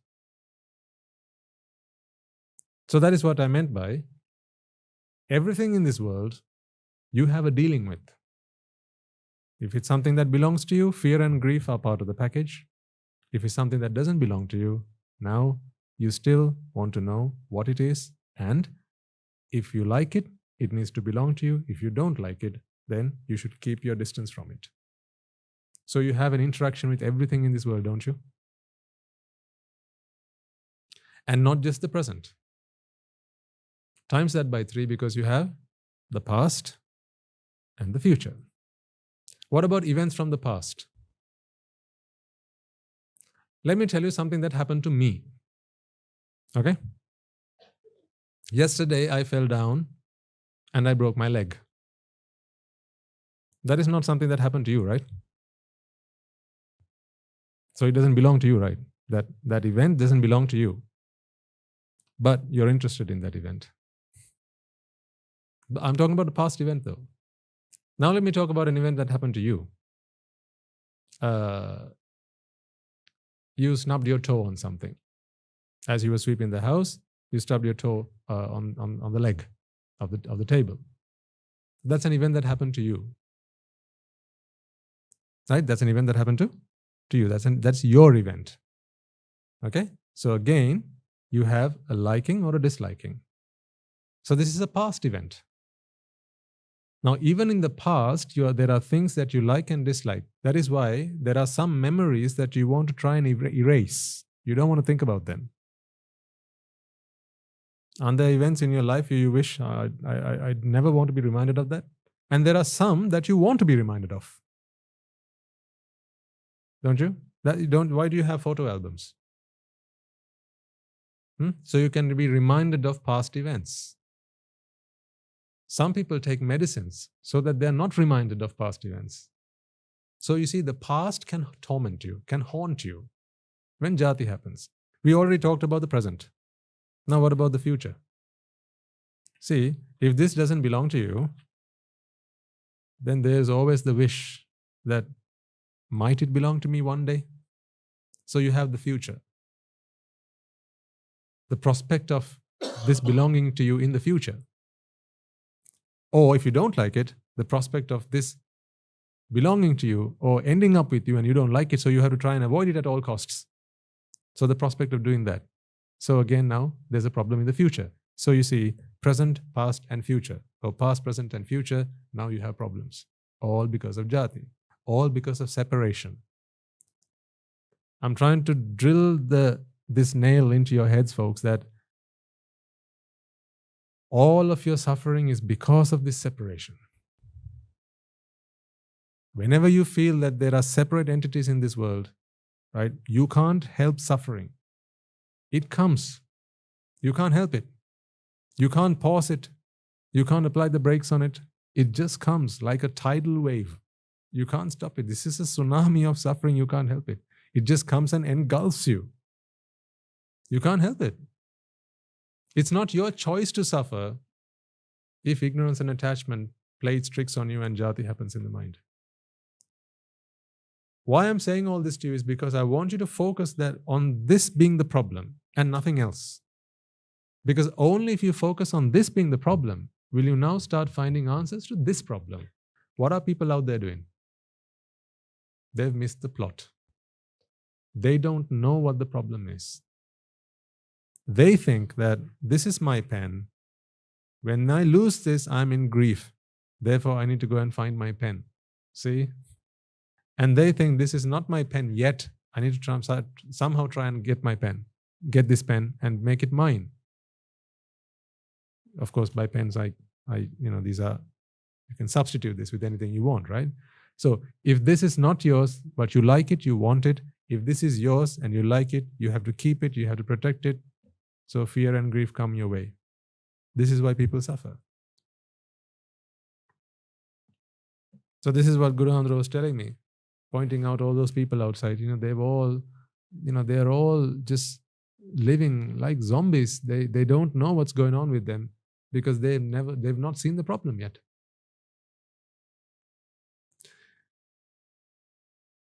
I want you to apply this principle, ladies and gentlemen, into your lives and solve your problems, because I can't solve your problems for you. Can I? Is it reasonable for you to expect me to solve your problems for you? I can't do that. All I can do is I can teach you the principle that has helped me to solve my problems. Whose problems? My problems. So we have my problems and your problems. No. So I'm reminded of this because recently one of our junior monks, he came up to me and said, Swaminathan, I have a problem. I said, yes, and that's the answer. So he was telling me about how he's being troubled by some memories of his past. Okay, so when he was a layperson, some of the things he'd done and how it troubles him. And so what I tried to explain to him, and I'll share with you here because it might help you as well. I said, Swaminathan, the only problem that you have is not that it happened. It's because you believe that it happened to you. Otherwise, it doesn't bother you, does it? It happened to you. When you don't think that it happens to you, it was just an event. It was just an event. Just an event.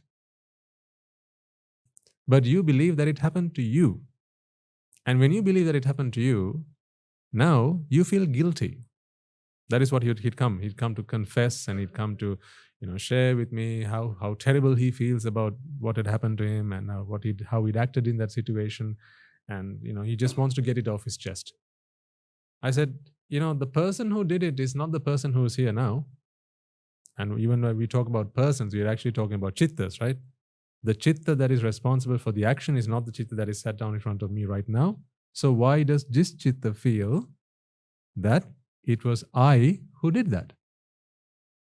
Do you think it's fair? This is completely unfair. So I told him, finally, the problem or the error in your thinking is not what happened then. It's what's happening now. That is your problem. Your problem is not that something like that happened to you. The problem is that today you feel guilty about something that someone else did. So I asked him, if I went and slapped someone, would you feel guilty about that? If I went and slapped someone, would you feel guilty about that? Would you? If you did, what would you and I have to agree has happened to you?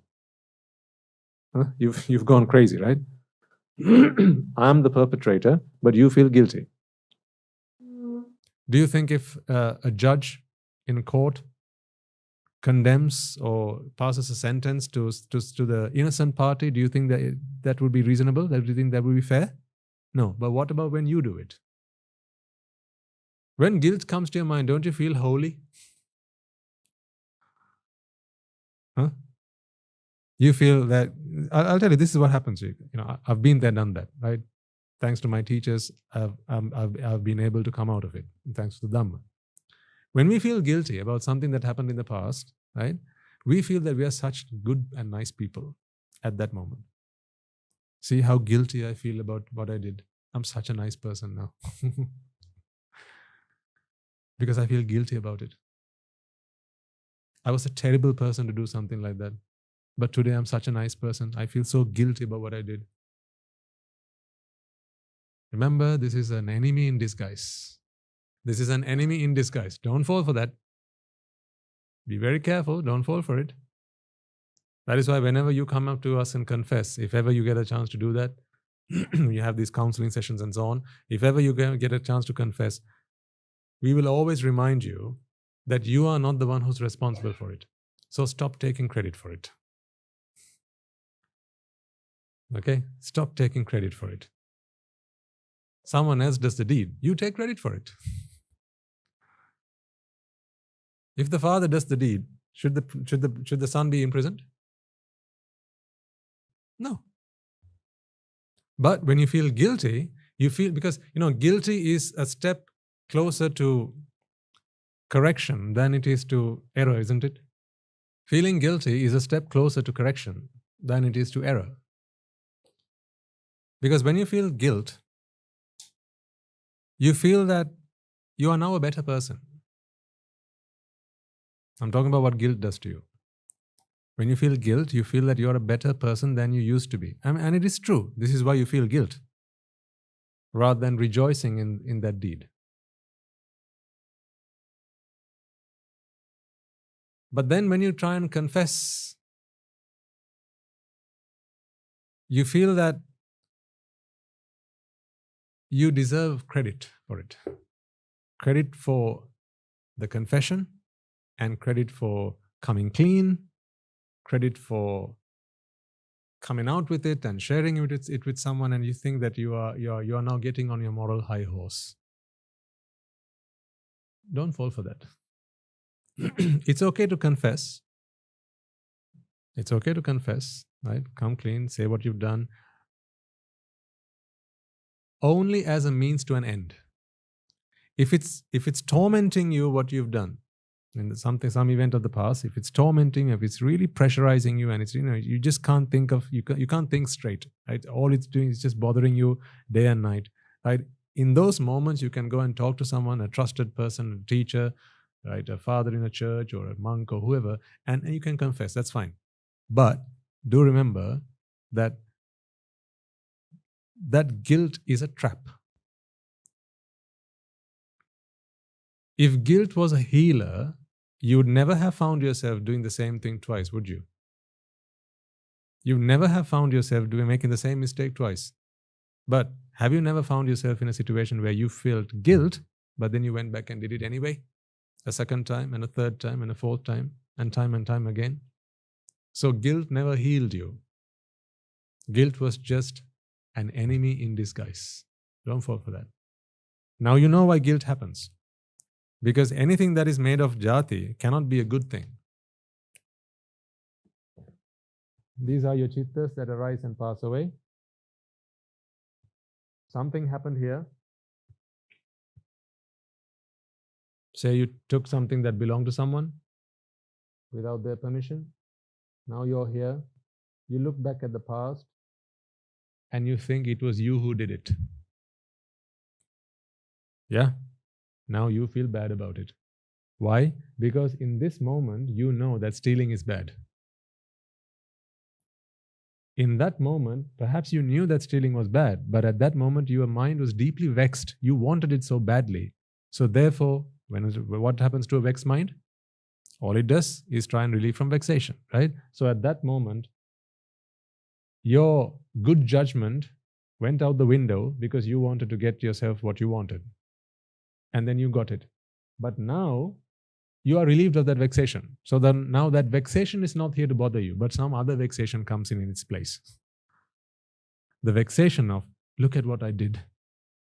I did something terrible. Guilt is also another vexation. So I can't give you credit for that. How does vexation happen? When you want something and you don't have it, that is vexation. Yeah? Then tell me, how does guilt happen? When you want to think of yourself as a nice person, as a good person, right? But you can't because your memory comes to haunt you.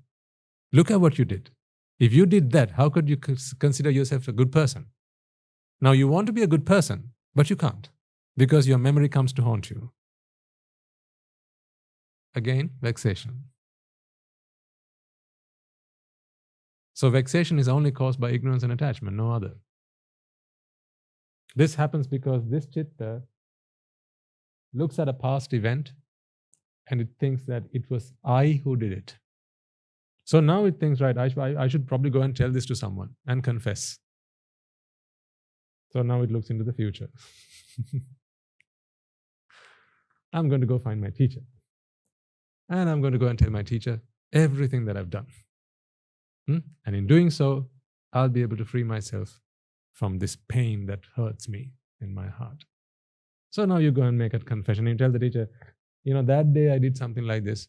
And then I felt terrible about what I'd done. And so now I've come to tell you all the things I've done. From today onwards, I'm never going to do something like that. Will you forgive me, please? And the teacher says, yes, of course I forgive you. Well, yeah, I mean, clearly this person has to be forgiven because he's not done anything wrong. Duh. If you ask the teacher, would you forgive this guy? No, of course not.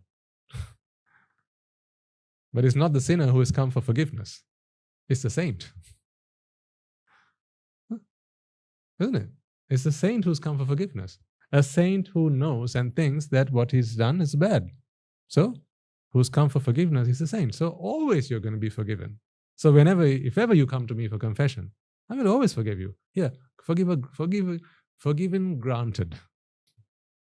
I've already given you forgiven. I've forgiven, okay? So you don't need to come and ask me for it. Because whenever you come and ask me to be forgiven, I have in front of me a saint. How do I not forgive a saint? Because it's not the sinner who comes to me. Because a sinner never wants to go to the teacher. Because the sinner is simply looking for relief from that vexation that they have. Now, with all this in mind, I'm not talking to you and I'm suggesting that you shouldn't make confessions or anything like that. Right? Here's what my teacher tells me. I've asked him on occasions, Guru Hamro, when would you expect me to come to you and make a confession? And he gave me a wonderful answer. He said, whenever you can't handle yourself, whenever you feel it's just getting all too much, right? When it's bothering you and it's a heavy burden on your mind, you can come and talk to me then. Otherwise, don't waste my time.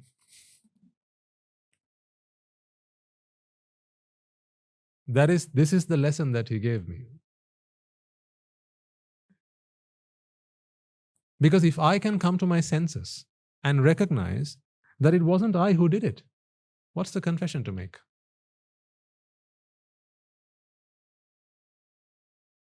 I need to make a confession if I feel that it was I who did it. Now, here's the other side of this.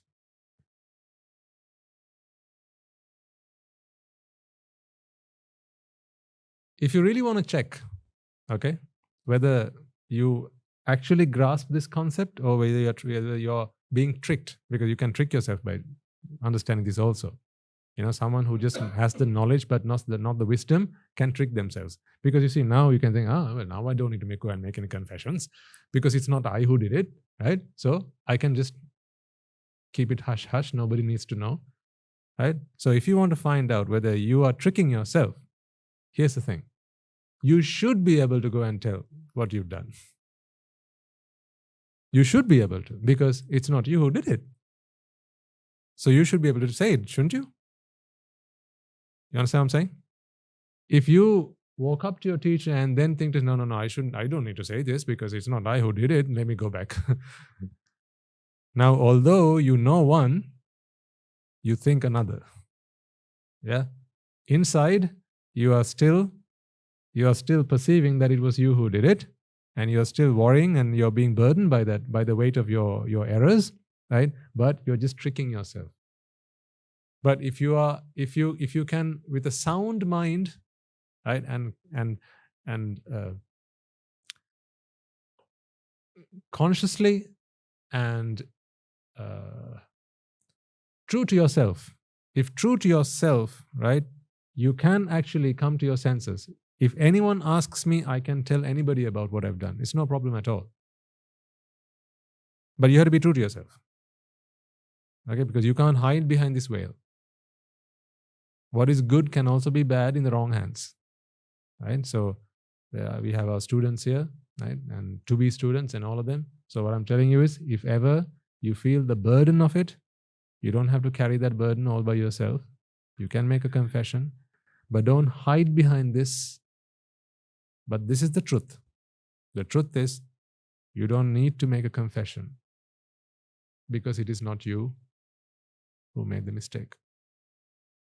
But if you still feel that you have to, then you can go and do it anyhow. Right? So nothing lost in doing it. But I was just telling you what my teacher told me.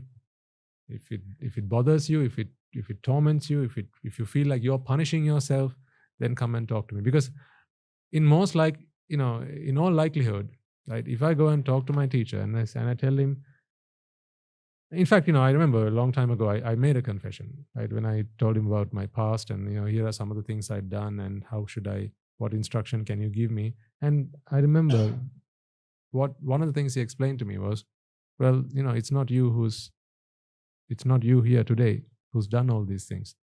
All you got to do is make a lesson out of your past, right? There's a teacher in the past, learn those lessons, and then based on those teachings, you can build a better future. That is the lesson we can take from our past. So in fact, you can make your confessions to yourselves if you're wise enough and intelligent enough to do it. But that's not to say, again, I repeat, if you need a teacher, if you want to make a confession, if you have the opportunity to do that, by all means, make use of it. But I'm really more talking about guilt than confession, really. Guilt is a trap.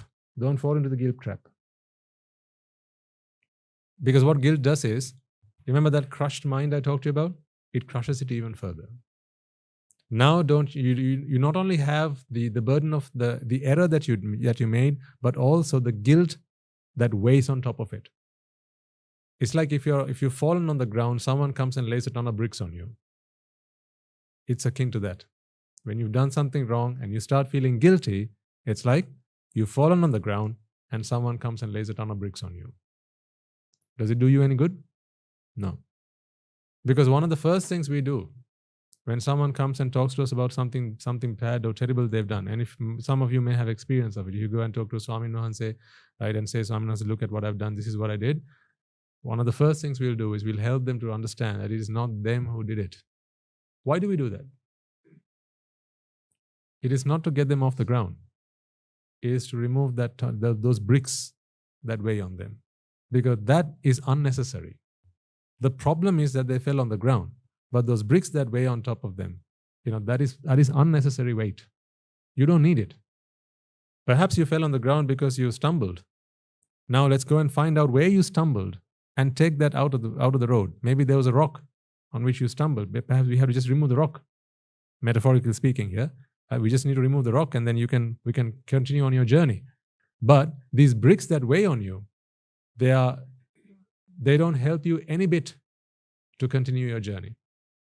So I invite all of you, ladies and gentlemen, whenever you find yourselves in a position where you listen to the Dhamma, maybe Guru Thero's sermons, listen to about Vasalagati and so on, and you feel, oh God, I've done all these terrible things to myself and to others. How terrible I was to do that. Come to your senses. This is not a friend that has come to help you. This is an enemy. Don't fall for that. Guilt is not going to help you go ahead on your journey. It'll just be a hindrance. It'll only hold you back. If you can't help yourself out of your guilt, go and talk to a teacher. In fact, talk to the teacher for one of two things. The first being to help you to come out of guilt. If when you go to your teacher, the teacher tells you, yes, you're a terrible person. Look at what you've done. You're a terrible person. Go shoot yourself. It's not a teacher you've gone to now. That's not a teacher that you've gone to. Because a teacher's job is to help someone stand up on their 2 feet, isn't it? Is to help them back up when they're fallen. So to add fire, or to add fuel to the fire is of no use. There are teachers among you, among the Anagarikas. There are teachers to be teachers among you. And there are teachers in schools, right, to other students.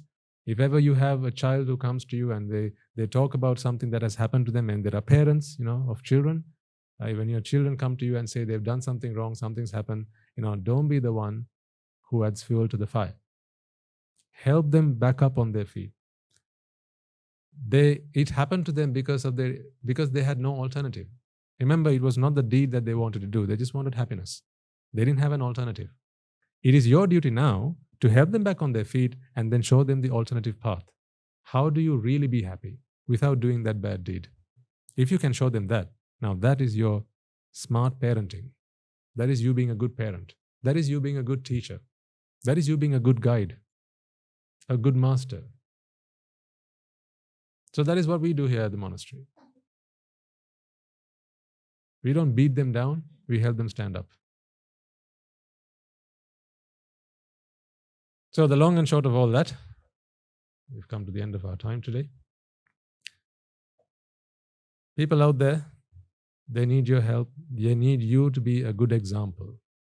An example that there's an alternative. An example that choosing an alternative path, choosing the path to real happiness, is to be found in the Dhamma. So I encourage all of you to do that and remind yourselves constantly that there are people watching you. There are people looking at you, looking at the choices you make, just as they did when you were making the wrong choices. Today they'll be watching you making the right choices. I have great respect and great regard for our Anagarikas. Look at the choices they have made today. They are a shining example to young women in our country and the world over. How we can all take responsibility for our own lives and our actions. A lot of young women think that, they just have to wait and see what happens to them. But you don't have to be like that. You don't have to be the victim of your circumstances. You can choose your path. You can choose what you want to do. And when the Dhamma is available, when the Buddha, Dhamma and the Sangha are available, then the world's your oyster.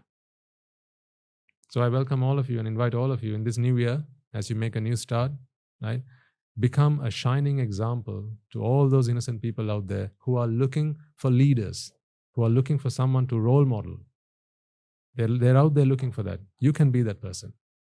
Young or old, man or woman. If you're alive, if you got something to say, you can be a strong example to all of them. Do that on behalf of yourself and on behalf of all mankind. Let's transfer the merits and bring today's sermon to a close. Let us take a moment then to transfer the merits that we have all acquired by making offerings to the infinite virtues of the Noble Triple Gem, chanting Pirit, listening to the Dhamma, and engaging in various meritorious deeds today. First and foremost, let us remind ourselves how incredibly fortunate we are to be in receipt of the Lord Buddha's teaching, and with immense gratitude, let us transfer these merits to the bhikkhus and bhikkhunis, upasakas and upasikas, who since time immemorial have protected and preserved the sublime teachings of the Buddha and passed it down through the generations of the noble lineage in the form of the Tripitaka, which is thankfully available to us today to study, understand, and comprehend the Dhamma. Let us transfer the merits we have acquired to all members of the Mahá Sangha present throughout the world, including the chief prelates of all of the chapters who have dedicated their lives to the noble path and have committed themselves to the betterment of all sentient beings. Let us not forget that among them are the monks and nuns resident in your local temples and nunneries, who have always been by your side through thick and thin, come rain or shine. Let us also transfer these merits to Guru Swamin Wahanse, as well as all the teachers resident at the monastery and the Anagarikas and Anagarika communities attached to the monastery. Let us take a moment to transfer these merits and express our gratitude to those who make great efforts to disseminate the teachings of the Buddha, be that by transliterating these sermons, sharing them out with others, or inviting others to join them. And may, through the power of these merits, if any of them have been born in the woeful plains, redeem themselves and be born in the blissful plane. May, through the power of these merits, they abstain from the unmeritorious deeds, fulfill the meritorious deeds, fulfill the noble eightfold path, and may they all attain the supreme bliss of Nibbana. Sadhu, sadhu, sadhu. Let us take a moment to transfer the merits we have acquired to our devotees, friends of the monastery, who for the sake of merits continue to sustain the Mahá Sangha. This includes everyone from those of you who have contributed to the construction of the monastery to those who provide the Mahá Sangha with shelter, alms, robes, and medicines, as well as those who have passed on their know-how and continue to extend their well-wishes. May, through the power of these merits, they abstain from the unmeritorious deeds, fulfill the meritorious deeds, fulfill the noble eightfold path, and may they all attain the supreme bliss of Nibbana. Sadhu, sadhu, sadhu. Let us also take a moment to transfer merits to our mothers, fathers, husbands and wives, brothers and sisters, sons and daughters, grandparents, uncles, aunts, cousins, nephews and nieces, our elders, friends and acquaintances, employers and employees, and to all those who have helped, supported and assisted us along the way. By the power of these merits, may they be healed of any physical and mental ailments and overcome any obstacles to their spiritual progress. May they abstain from the unmeritorious deeds, fulfill the meritorious deeds, fulfill the noble eightfold path, and may they all attain the supreme bliss of Nibbana. Sadhu, sadhu, sadhu.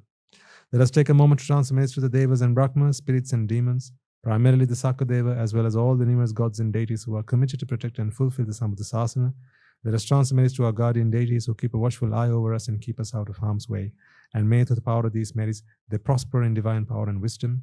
May they abstain from the unmeritorious deeds, fulfill the meritorious deeds, fulfill the noble eightfold path, and may they all attain the supreme bliss of Nibbana. Sadhu, sadhu, sadhu. Let us take a moment to transfer merits to our ancestors who have predeceased us, and to all those who have been families, friends, and acquaintances in this infinitely long journey of samsara, to those who have helped, supported, and assisted us in every way, shape, or form they could.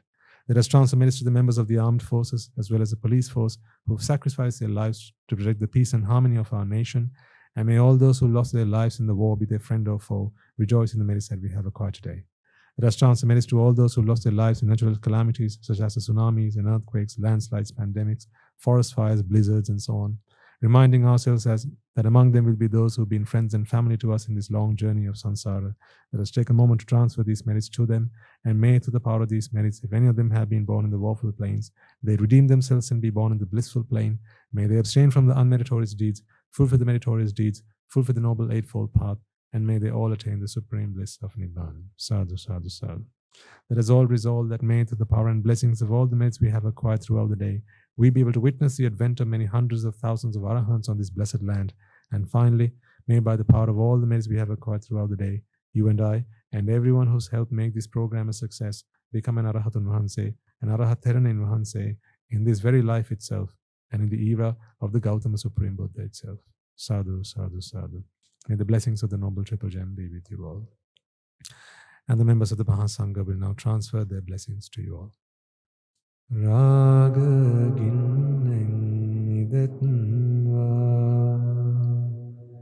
desha ginneng idetva, moha ginneng idetva, Nibbana parama sukhayen sukhita taravetva. Nibbana parama sukhayen sukhita taravetva. Mamada siyalu loka siyalu satmayo. Nibbana parama sukhayen sukhita taravetva. Nibbana parama sukhayen sukhita taravetva. Nibbana parama sukhayen sukhita taravetva. Raga gini niveva, desha gini niveva,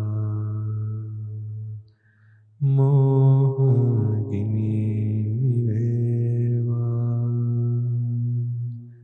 nivan sapa labeva, nivan sapa labeva,